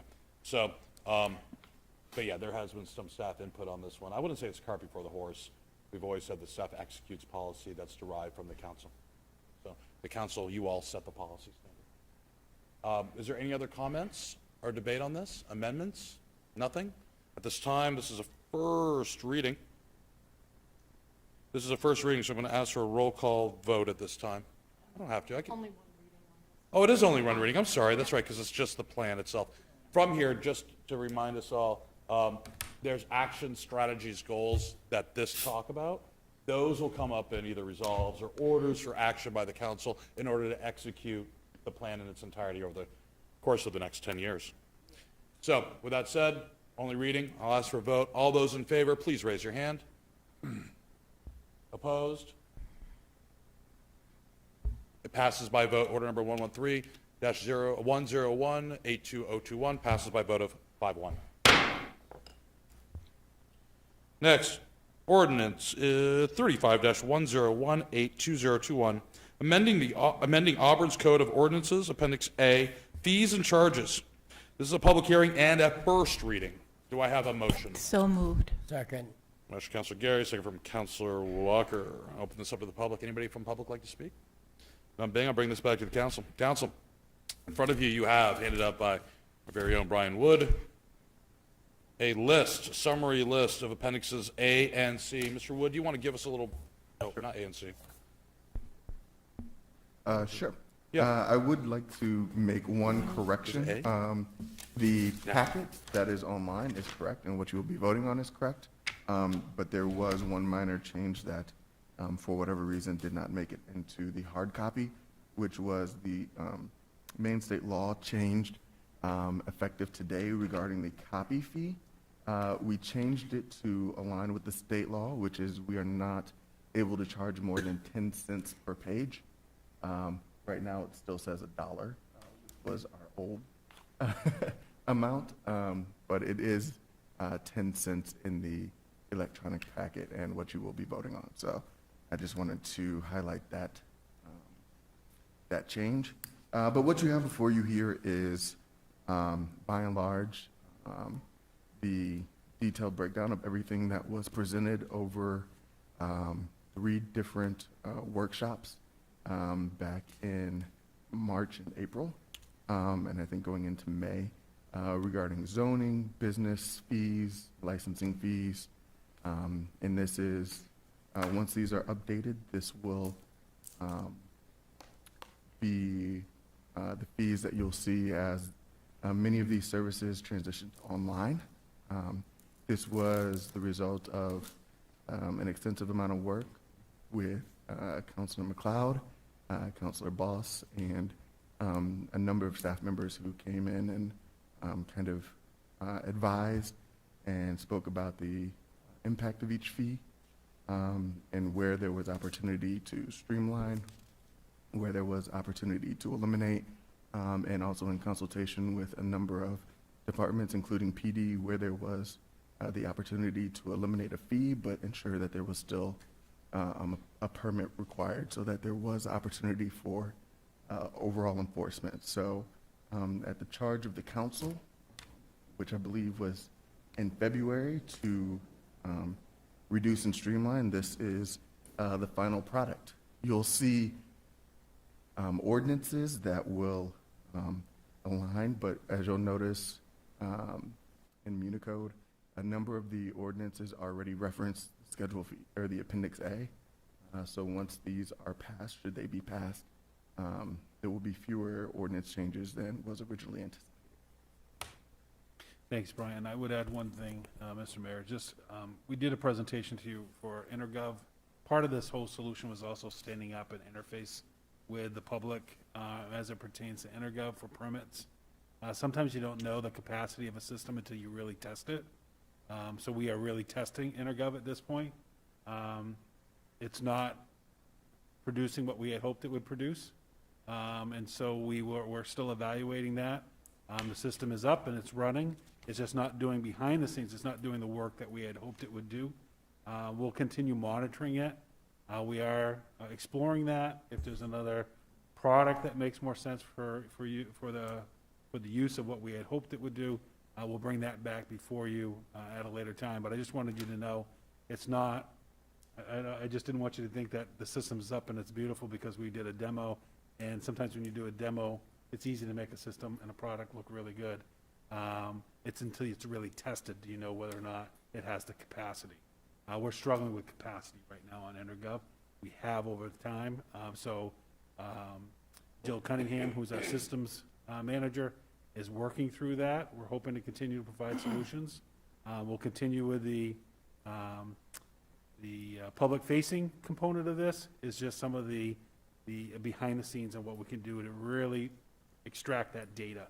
That's what we're really hoping for, and we'll continue working on that. So that's just an add-on.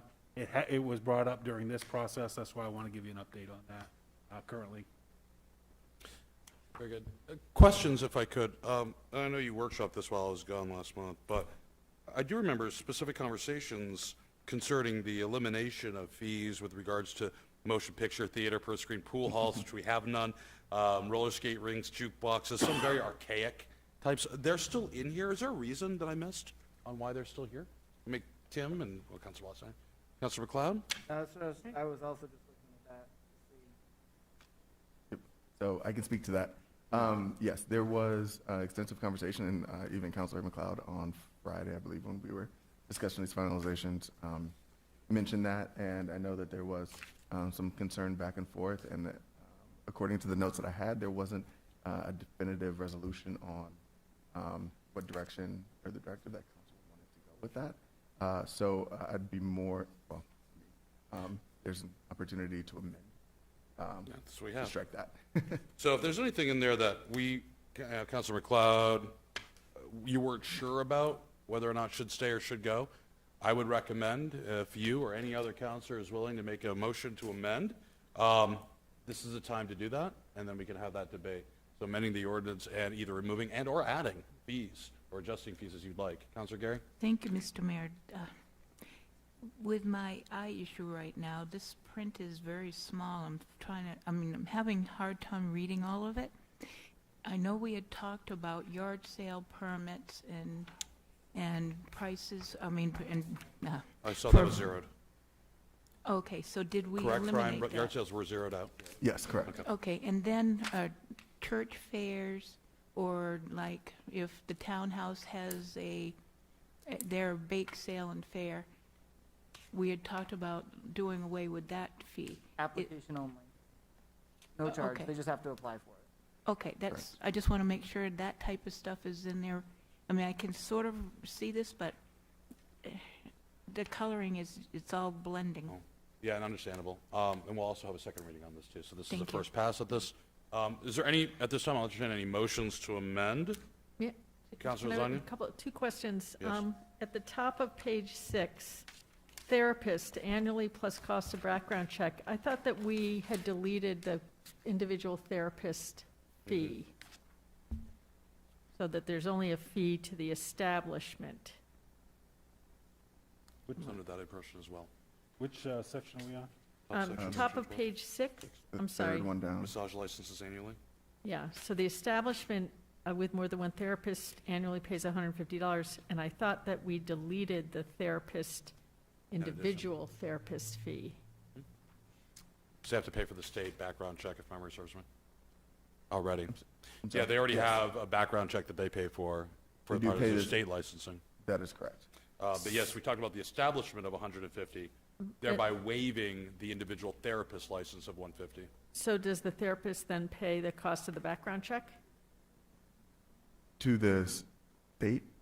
Is that a I'm question? not sure that's right. So my understanding was, the way it reads is therapist annually, Yes, plus the cost of the background check, pays $150, and I thought we deleted that.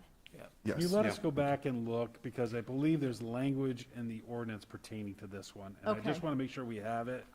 Going back to the original, when this came in, we do have a legal opinion regarding this. Okay, And I want to make sure we're also looking at that, just to confirm that. okay. But we'll clarify that for the second reading.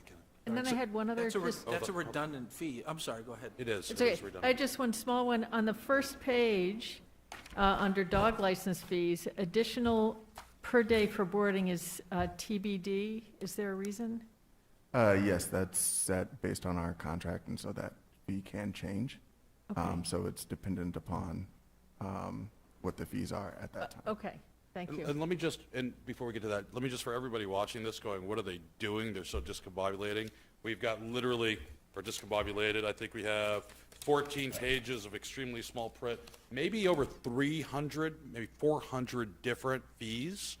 Our initial goal in the beginning of this process was to cut that by around 30 to 50%.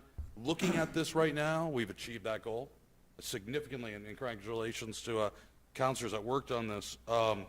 This is significant, probably the biggest regulatory reform conducted by a municipality in recent memory throughout Maine. But there is still a lot of little nuances, and I think that, between now and next meeting versus just doing motions to amend, we call out anything that we see now for clarification on second reading in order to make motions to amend or further debate and approve those amendments at a further point, if that's appeal. I would also, along the lines of the therapist, I know that the tattoo artist has been reduced by 50. However, I think that's a redundant.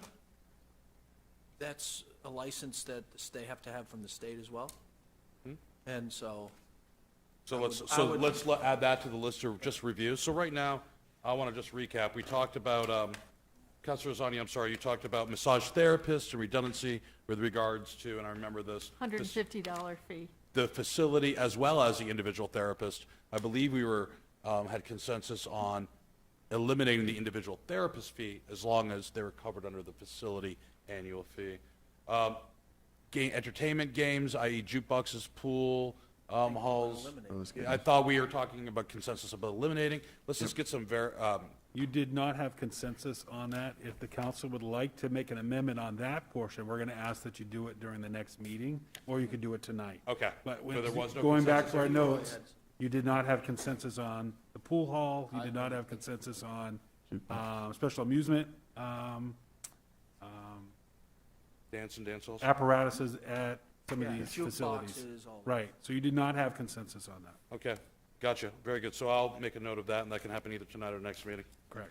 Very good. Is there anything else that pops up that people would like to get clarification on? Taxi cabs Yes. was one that I thought we had discussed peeling back Right. on.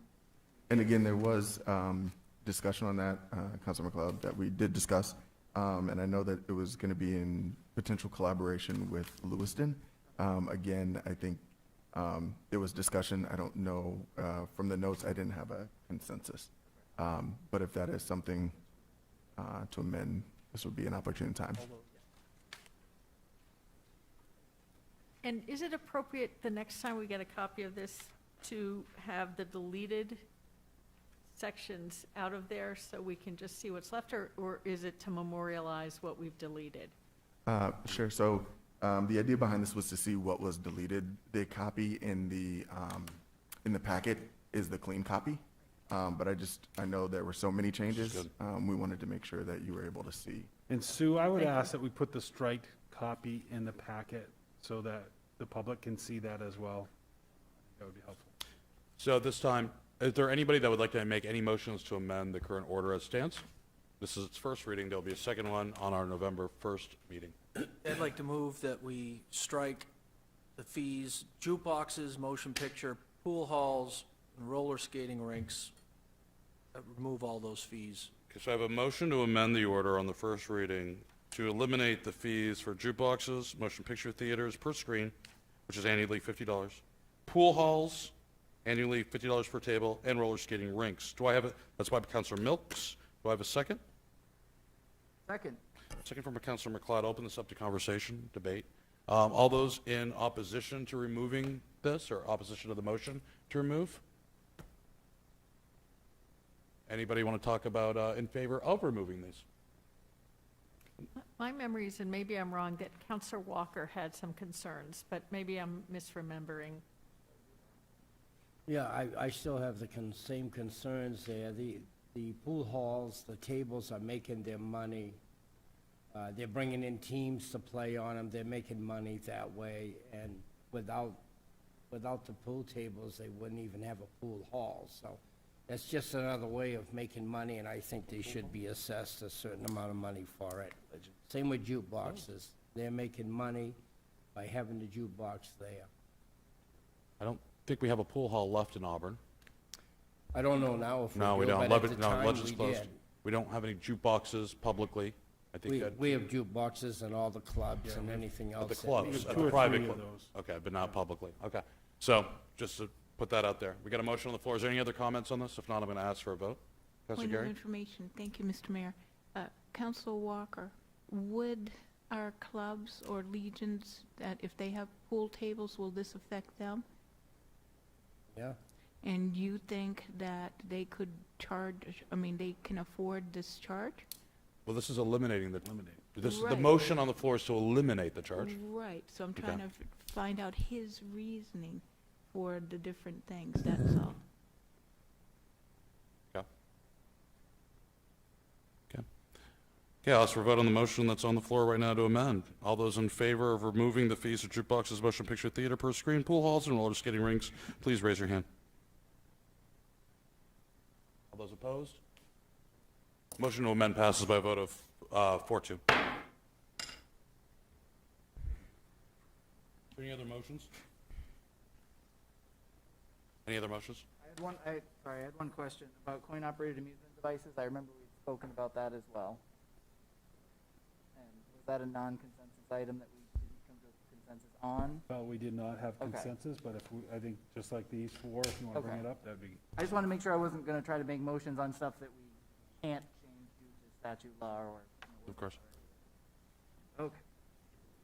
Good, then I would like to make a motion that we also get rid of coin-operated amusement devices per device, which is slightly above the jukebox fee as well. I have a motion on the floor to eliminate all annual fees for coin-operated amusement devices. Do I have a second? Second. I got a second for Councilor Azonia. Would anybody like to speak in opposition of this motion? In support of this motion? So I'm None? assuming that's like arcade games. Why not? However many there are. Right. Pac-Man.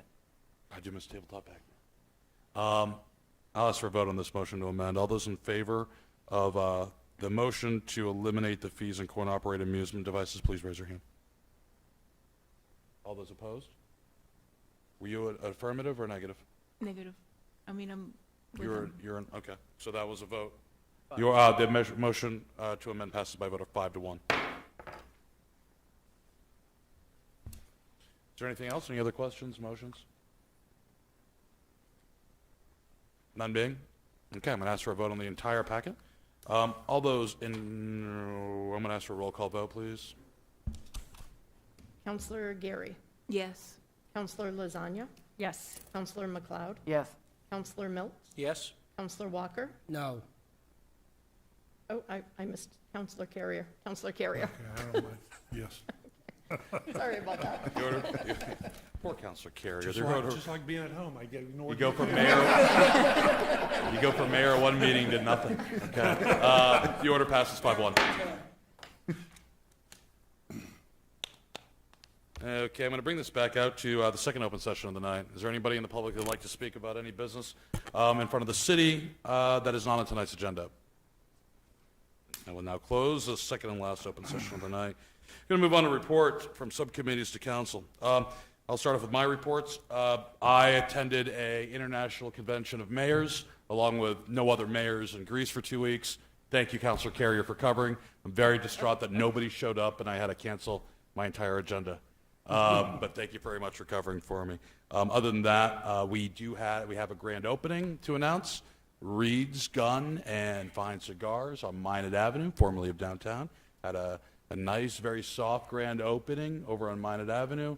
And local people, local employees, local business drawing. Very, very nice to see. I encourage you to go over there, have a cup of coffee, and rock on the rocking chairs on the porch. It's quite lovely. That's all I have to report. Start over here on this side. Councilor Carrier? The only thing was that we had a school finance committee meeting, and it was basically just an update of the projects that we had finished over the summer. We still have one that's outstanding, and it's because we ran into old drainage issues at Franklin School. But everything else is online and been finished, and we're right online with that. Was that sewer drainage? It was for the, excuse me, the elevator. Oh. Is that something that the sewer department's gonna have to do with the runoff? No, water? no, Okay. it was basically like a, 'Cause I know we did that. Fine. Councilor Walker? Yeah, the United New Auburn Association and Recreation Department will be doing a trick-or-treat day together on Saturday. Hours will start at 12 o'clock and goes to 2. I believe theirs goes from 2 to 4. I'm sorry, Which Saturday? yes, Saturday the what, 30th? 30th, day before the trick-or-treat actually happens. Ours is down at the Anniversary Park in New Auburn, 12 to 2. Theirs is at Pettingill Park, I believe, from 2 to 4. Very good, thank you. Councilor Gary? None at this time, thank you. Councilor Milks? Yeah, we've got the sewer department, sewer district is meeting at 4 o'clock tomorrow. It's at the Auburn Water and Sewer District building. The Water District has a meeting Wednesday, 4 o'clock, same place. Perfect. Councilor McLeod? LATC had a meeting, the ARTC study is done and published, so that should be available on AvCog's website. The first piece that we're pulling apart out of that is to tackle the governance, see what that's gonna look like between Lewis and Auburn, AvCog, and, what our potential options are with that.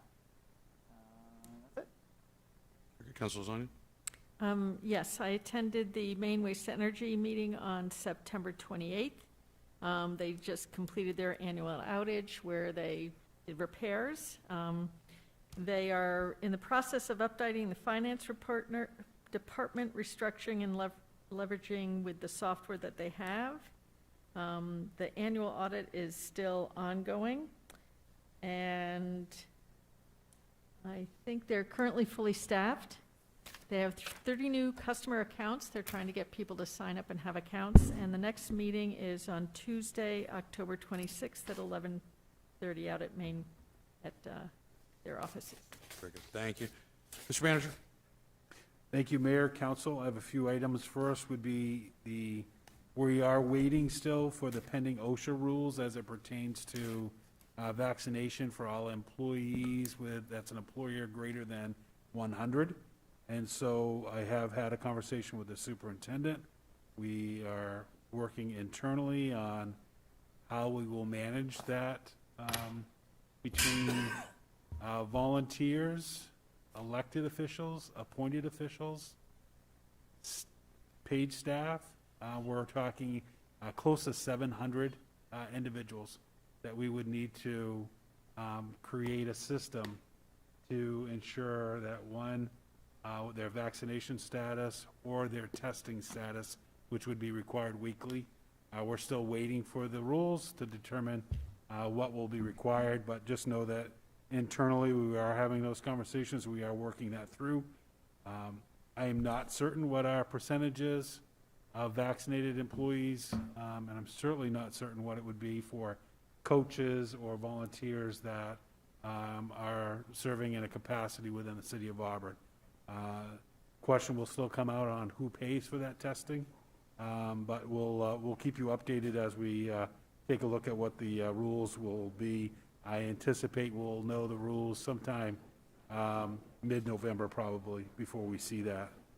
Also wanted to report that Brian and I did have the opportunity to attend the ICMA, which is the International City and County Managers Association conference. I'm trying to think when we attended, but the 1st of October, 2 weeks ago now. And the sessions and the training that was held was fantastic, a lot as it pertains to budgeting, diversity and inclusion, hiring, Arpa funding, to just name a few of the categories. We were able to divide and conquer. I didn't see Brian the entire time. He was in one work group sessions and I was in another, and so it worked out really well, and I think we were able to really get as much as we could out of that conference to be able to bring back. We've already had some meetings with staff regarding things that we have brought back so far, and we will continue doing that. You'll see more of that to come in the future. Lastly, I just asked Sue if she could give us a little update. We do have an election coming up, so this will be a good opportunity to talk to the public about that. Your next meeting will be the day before election, so I wanted to make sure Sue got that information out to the public. So, like Phil said, the election is November 2nd. Polls open at 7 and close at 8 o'clock. Wards 1 and 2 will be voting at the Auburn Senior Community Center, Wards 3 and 4 here at Auburn Hall, and Ward 5 at the Boys and Girls Club. Absentee voting is taking place now. You can request an absentee ballot several ways. If you go to our website, you'll see the various ways you can request an absentee ballot. Our office is open 8:30 a.m. until 4 o'clock p.m. We are offering extended hours on October 28th, which is a Thursday. We're going to be open from 8:30 a.m. until 7 o'clock p.m. for voter registration, absentee voting, and that is actually the statewide deadline to request your absentee ballot.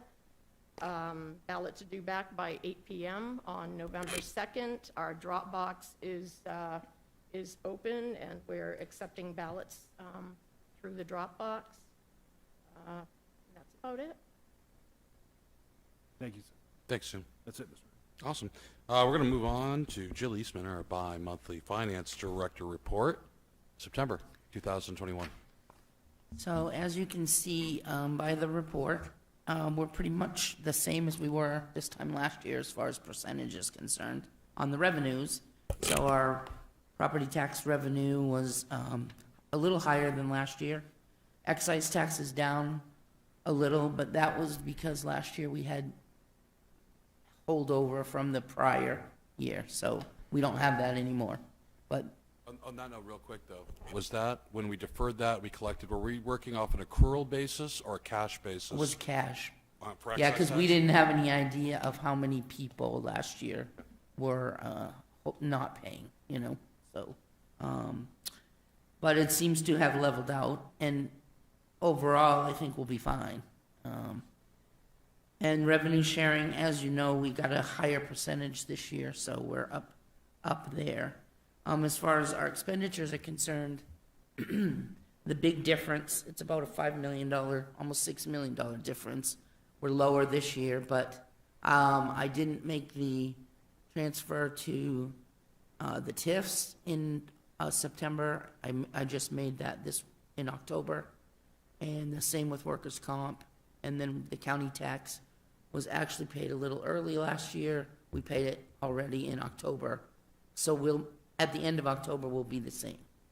That will be gone. But other than that, everything looks pretty good.